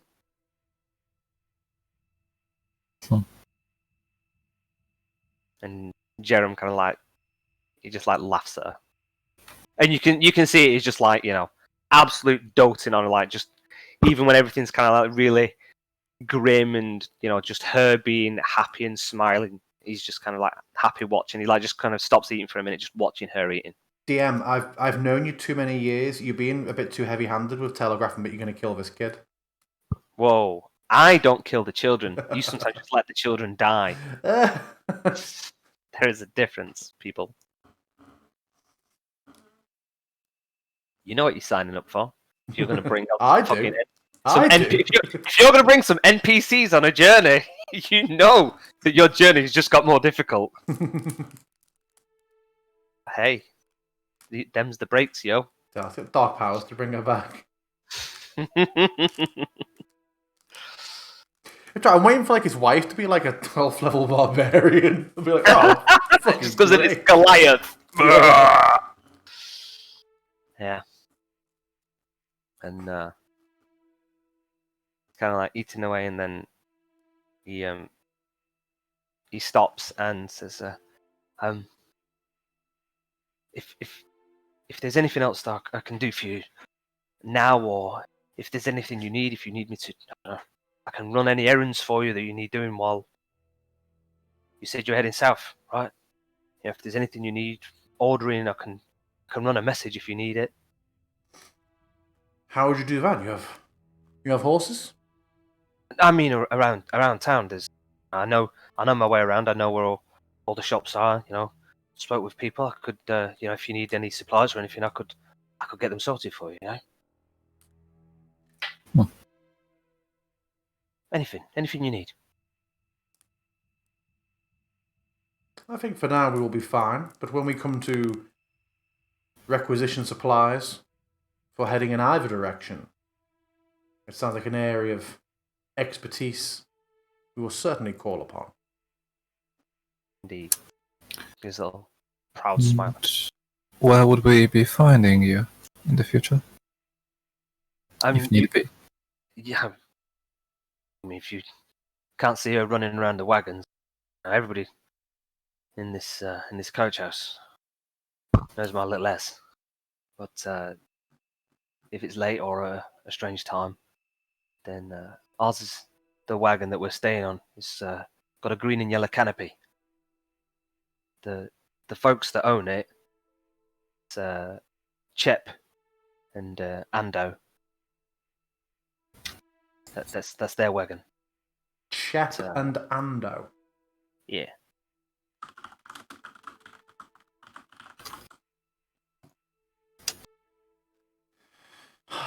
They sound like Hundlestone's biggest comedy duo. Chip and Ando, Chip and Ando, Chip and Ando. Chip and Icewind Dale. Yeah. I know, Jerem.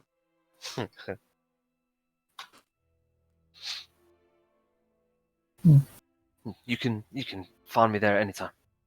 And like I said, any bits or anything you need doing, I can put my hand to most things. Yeah. It's one of them where this guy's so keen to keep repeating this that I'm like, is he really down on his luck? Or have we forgotten something and the DM is trying to remind us? Remember that wagon wheel broke or something like that? The guy's got no money. He's trying to do anything for anything to have a bit of coin. Dance. I do believe that Eileen brought mending, so broken things, not a problem. Oh, I need to mark my gold.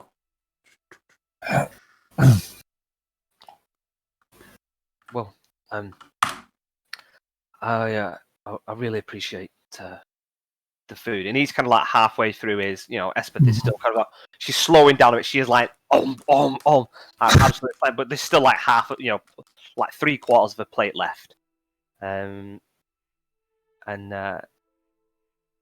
he takes his wife's like wrapped package and unwraps it and kind of just starts sliding all this food off the plates into this package. So it's not even like neatly wrapped now. It's more like a little knapsack, kind of like all balled together that he has to kind of like tie back with.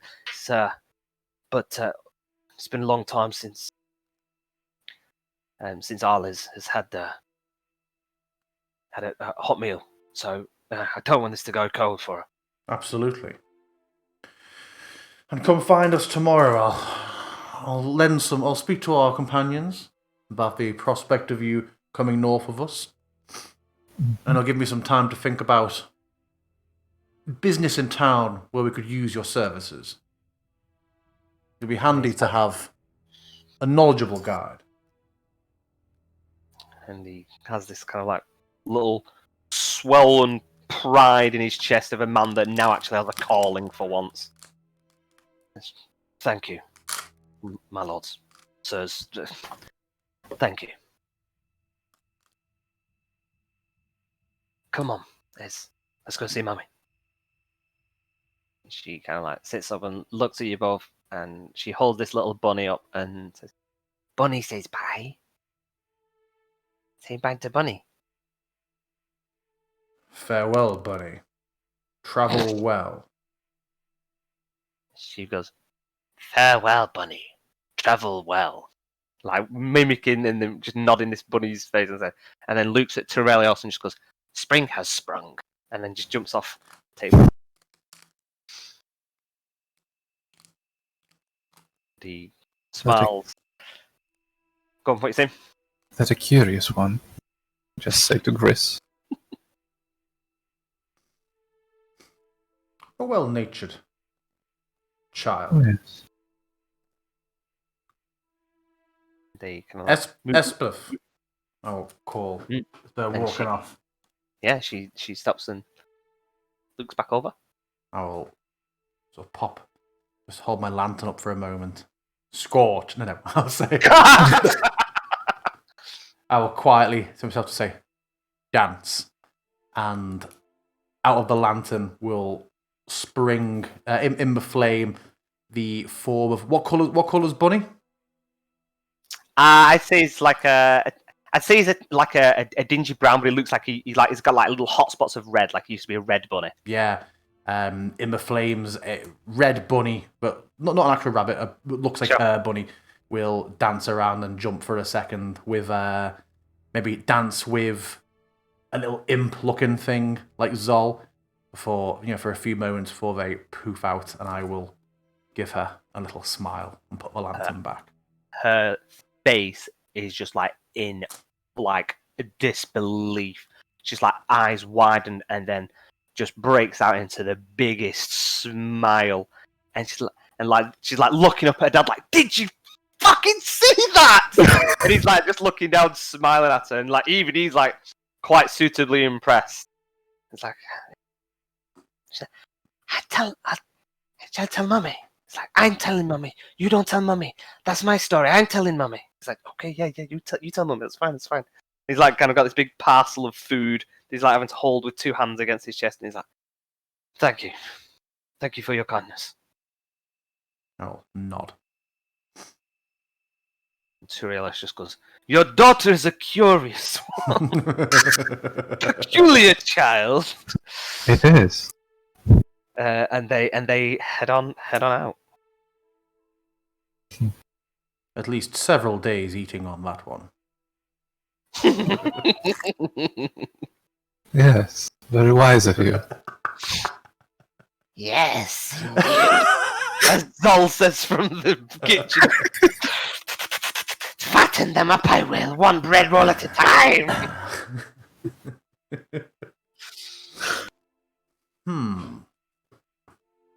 That'll certainly be one to raise with the others come morning.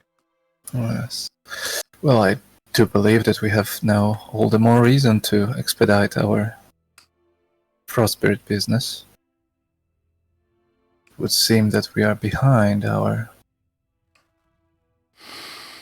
We are already 5 days behind. Well, we don't know how their journey up and through the passes went. But presumably Blackfriar Might have been will delayed. have very specific information to that regard.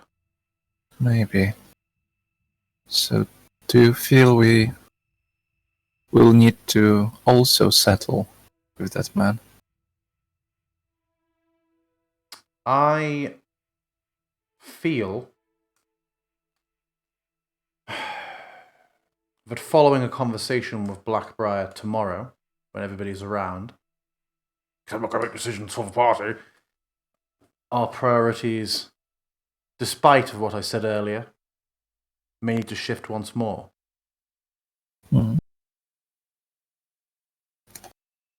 I don't know the logistics of travelling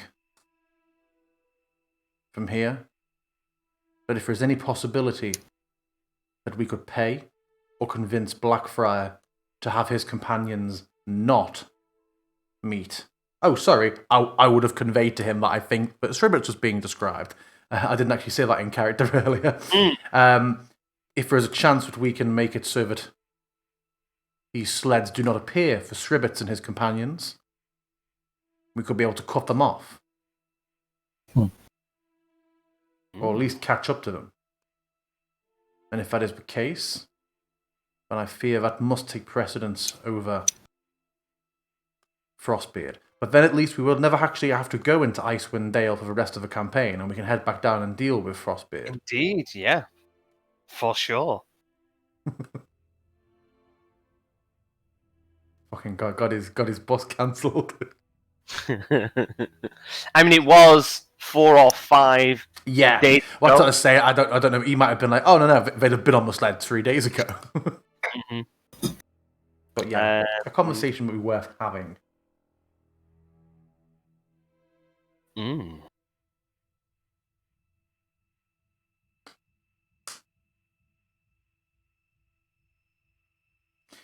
But he seemed true enough once the initial lie was out the way. Oh, I was going with what word bingo? I thought you were going to say ruse.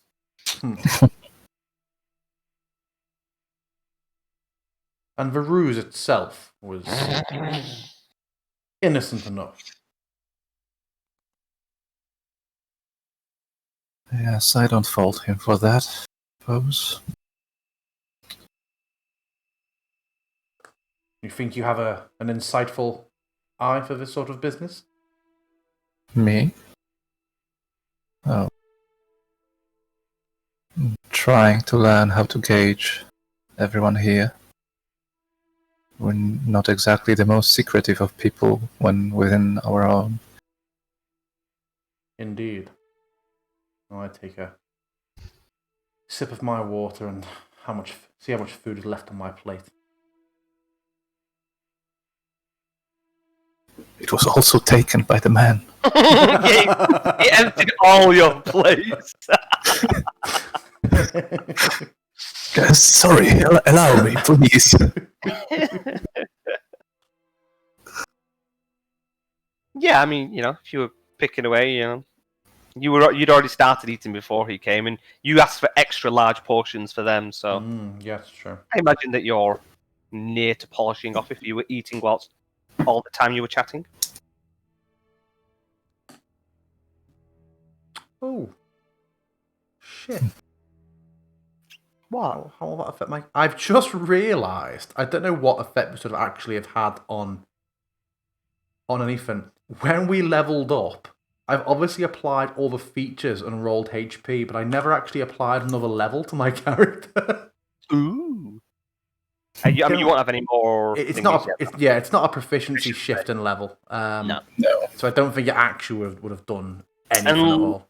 And I mean, it wouldn't make that much. But did you increase stats? I did. But you'd already done that, though. Yeah, I did everything manually. I just didn't actually increase my level. I just looked at my character. It's like level 3. I thought we had. Oh shit! Yes. Well, at least you've caught it now.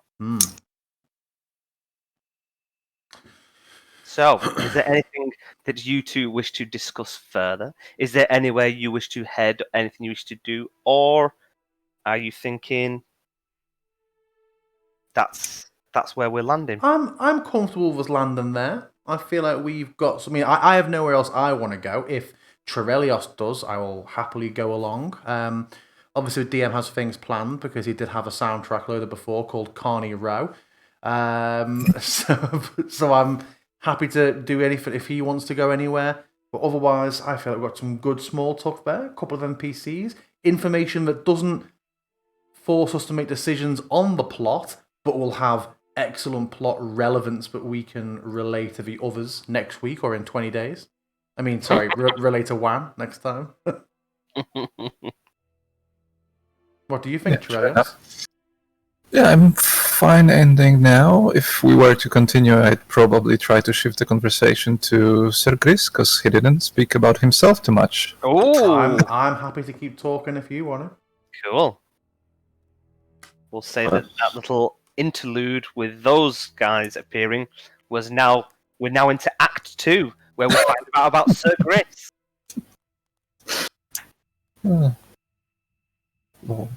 Feel free. Go for it. Lead those questions, yo. Okay.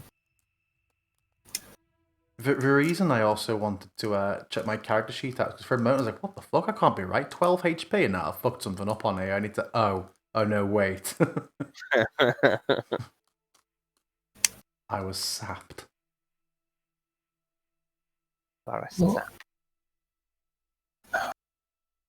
how far south exactly is Athkatla, the place you've spoken about several times now? Or at least mentioned, I suppose, not properly talked.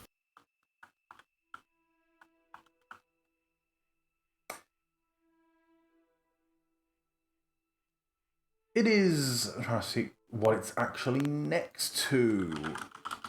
Because weirdly, despite being a huge thing in the novels and games, I've noticed it's not on the main Faerun map. Like, all of the places around it are, but Athkatla is not. Not the main ones on the D&D, on the Wizard site. It has the region, but then it never lists it for some reason. I'm just gonna get the proper place for you. Katla. Porskul Krimmor. It's in Amn. Yeah, it is in Amn, yeah. It's in the Amn region, on the coast. Basically halfway between the Cloud Peaks and the Small Teeth. Oh, as I can see now.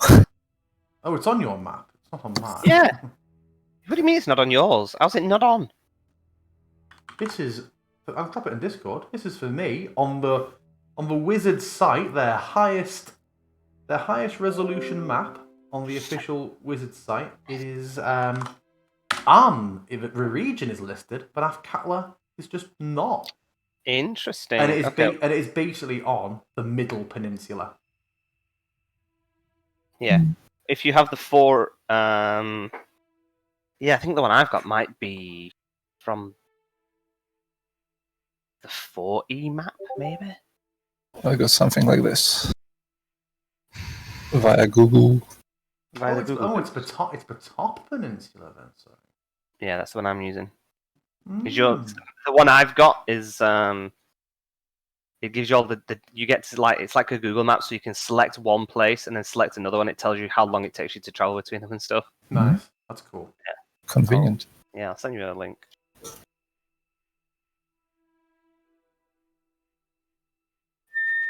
Nice. So yes, Athkatla is where I resided most of the time. I've been as far south as the general region around Brost. I'm afraid the name itself does not tell me much.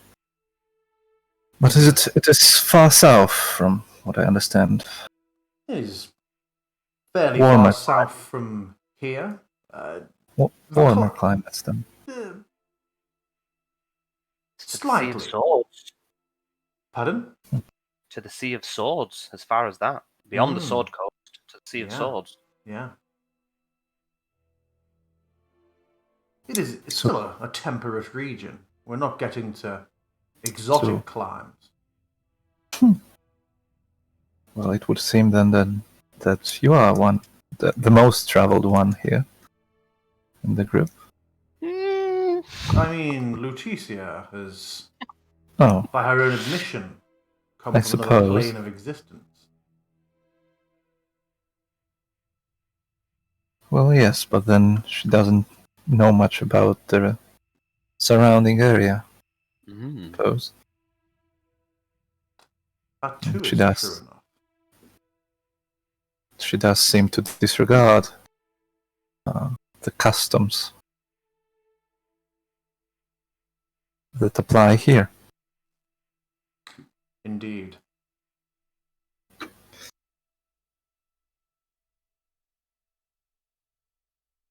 I would assume that Eileen would be guiding us around here, since she spent most of her life in these regions, from what I understand.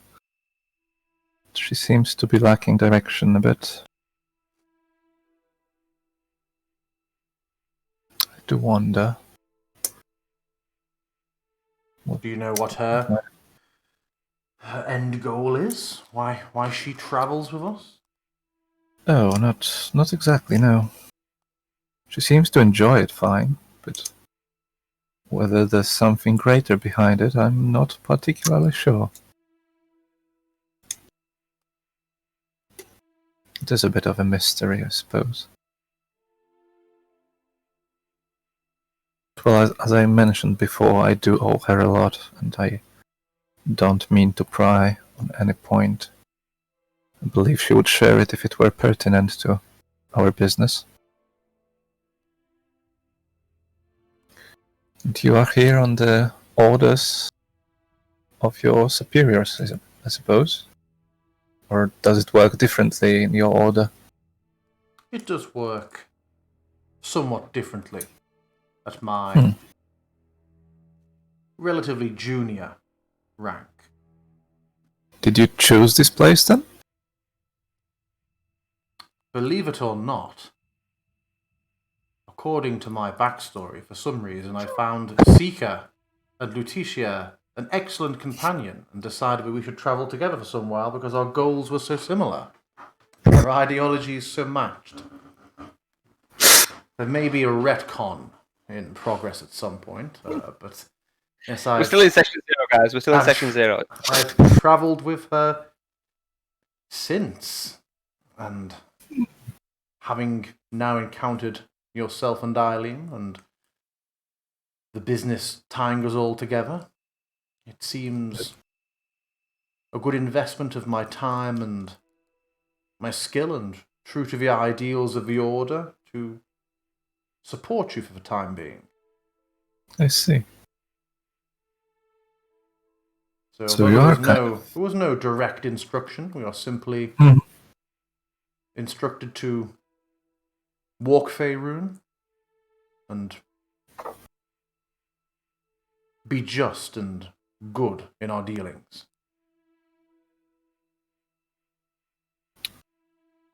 Sounds very noble. It presents its own set of challenges.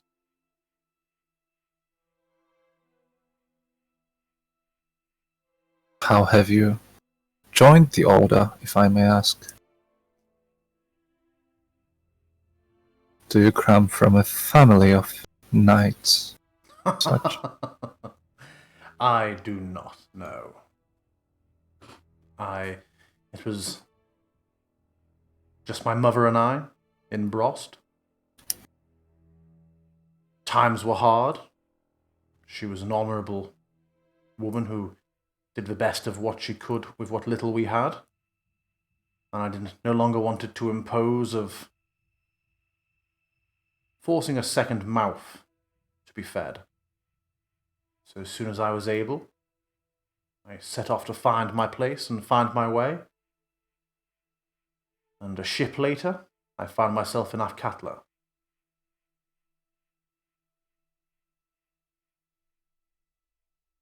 From there, meeting the right person at the right time got me a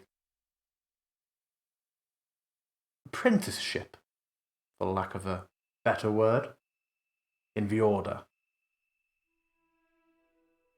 From there, the next few years were much more arduous and tiring, but gave me a great sense of purpose.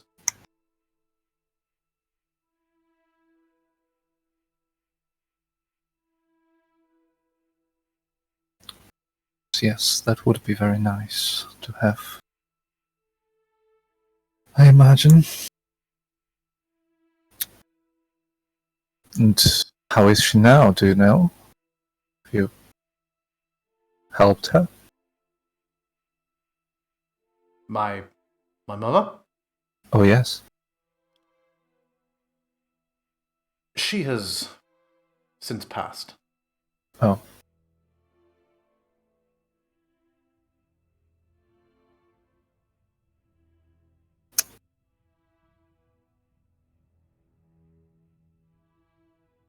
Can you... No, it's okay. Never mind. Keep going.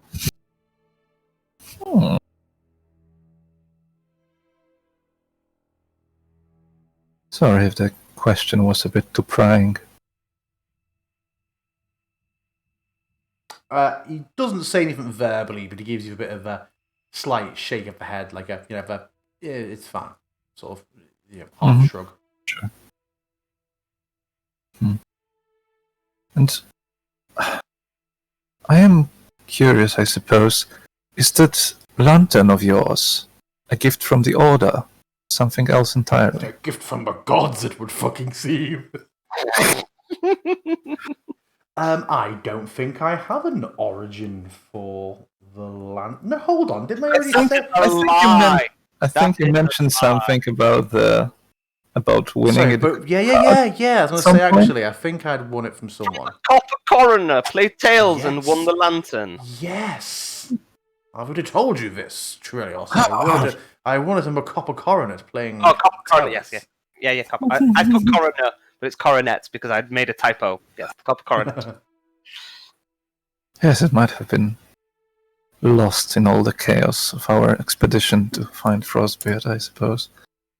But yes, I do recall you mentioned it in passing. It is quite a thing to win in a game, I suppose. I know, I could scarcely believe it. Sir Gris, can you roll me a D20 with advantage?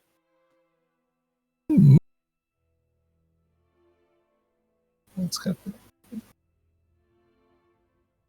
Oh, it didn't prompt me. It didn't prompt me to do it with advantage. What the hell? When I tried to do it that way, that's weird.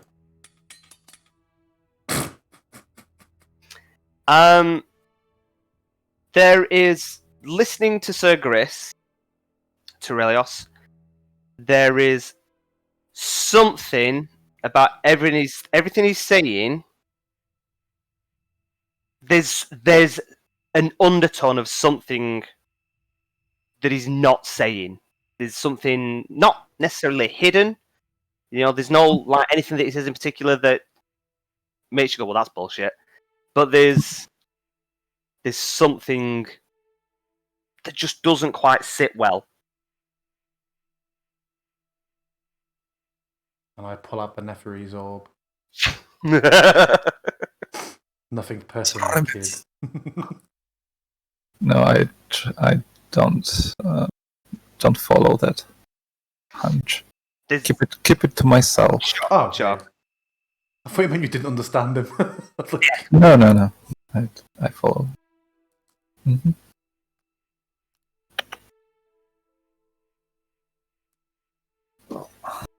Far more mundane a story than I would imagine, but so be it. Good winnings. Indeed. It's served us very well Yes. on many occasions already, I feel. I can only hope the damage scales like a cantrip. And what else would you want it to do?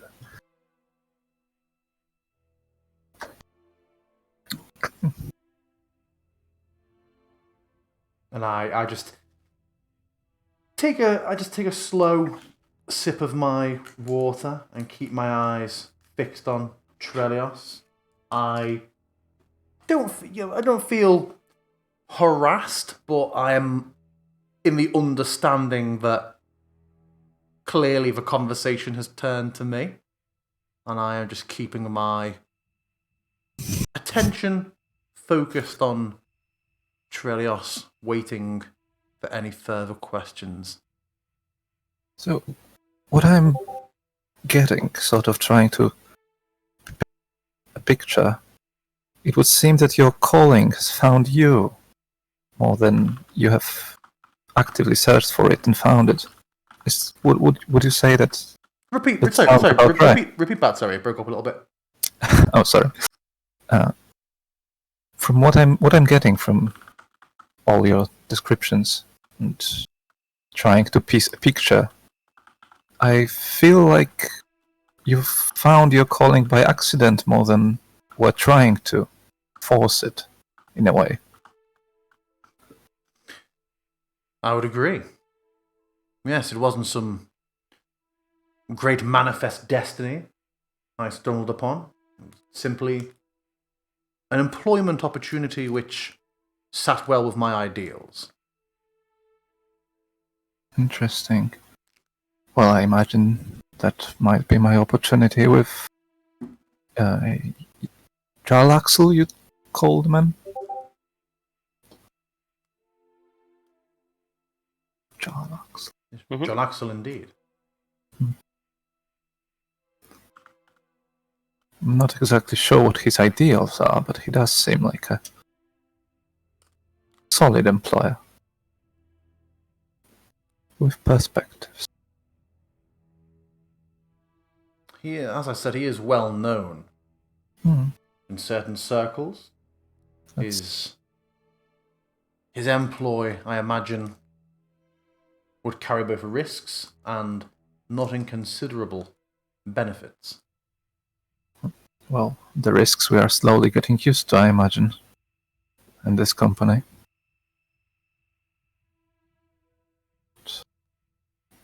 Lately, we stopped even getting any benefits out of them. We carry benefits we have not yet utilized. Oh yes, I know. I am well aware. But our late encounters have not yielded any. It's because we never had the full party together, Chirelios.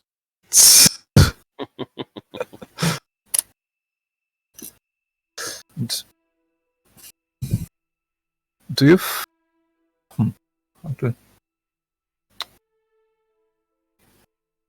Do you imagine we will have any more interactions with the Baroness and her family? Because I feel like we're still not exactly finished there. If I remember rightly, didn't she? Because it's still the same night that all of the. I believe she said that it would take a couple of days, but she would send word to us here once she had looked at mobilizing people, or was it the following day? I thought we were to expect a message from her or her lackeys.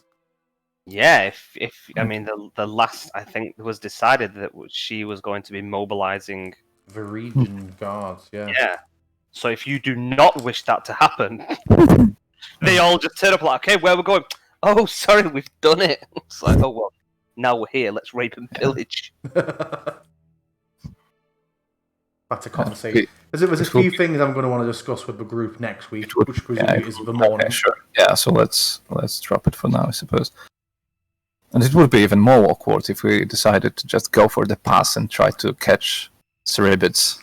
We turn up. They all fucked off. Yeah. Okay, so yeah, let's leave the Baroness and the Baron and all that mess for now. Ugh.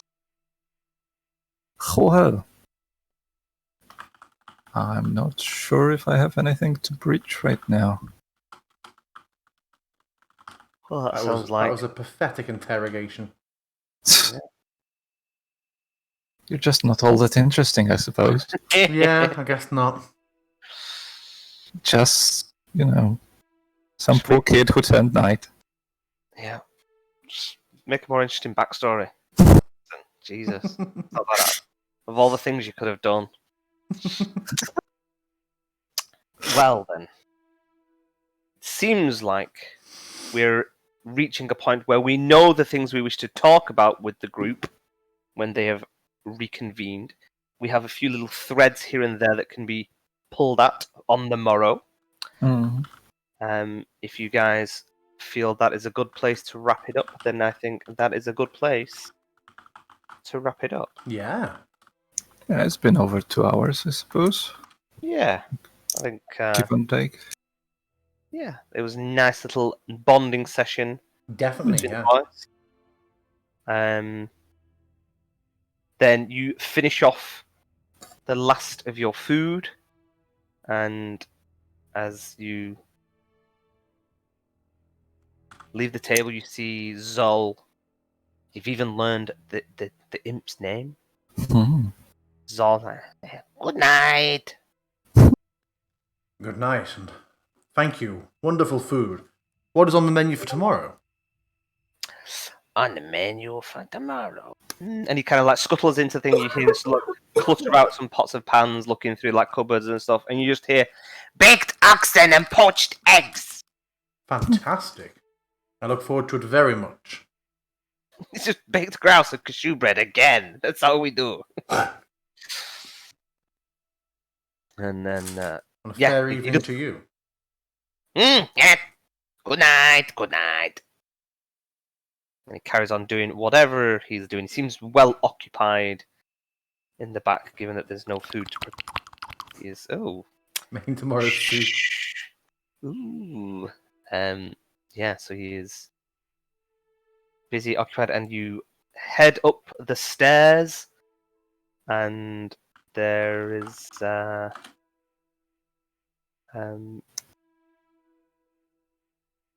up here there is two lights. There's like a row, like a corridor of rooms, and they've all got these little oil lamp burners outside of them. And two of them are brighter than the others. They're all lit, but two of them are bright on these things, suggesting that those are your rooms. And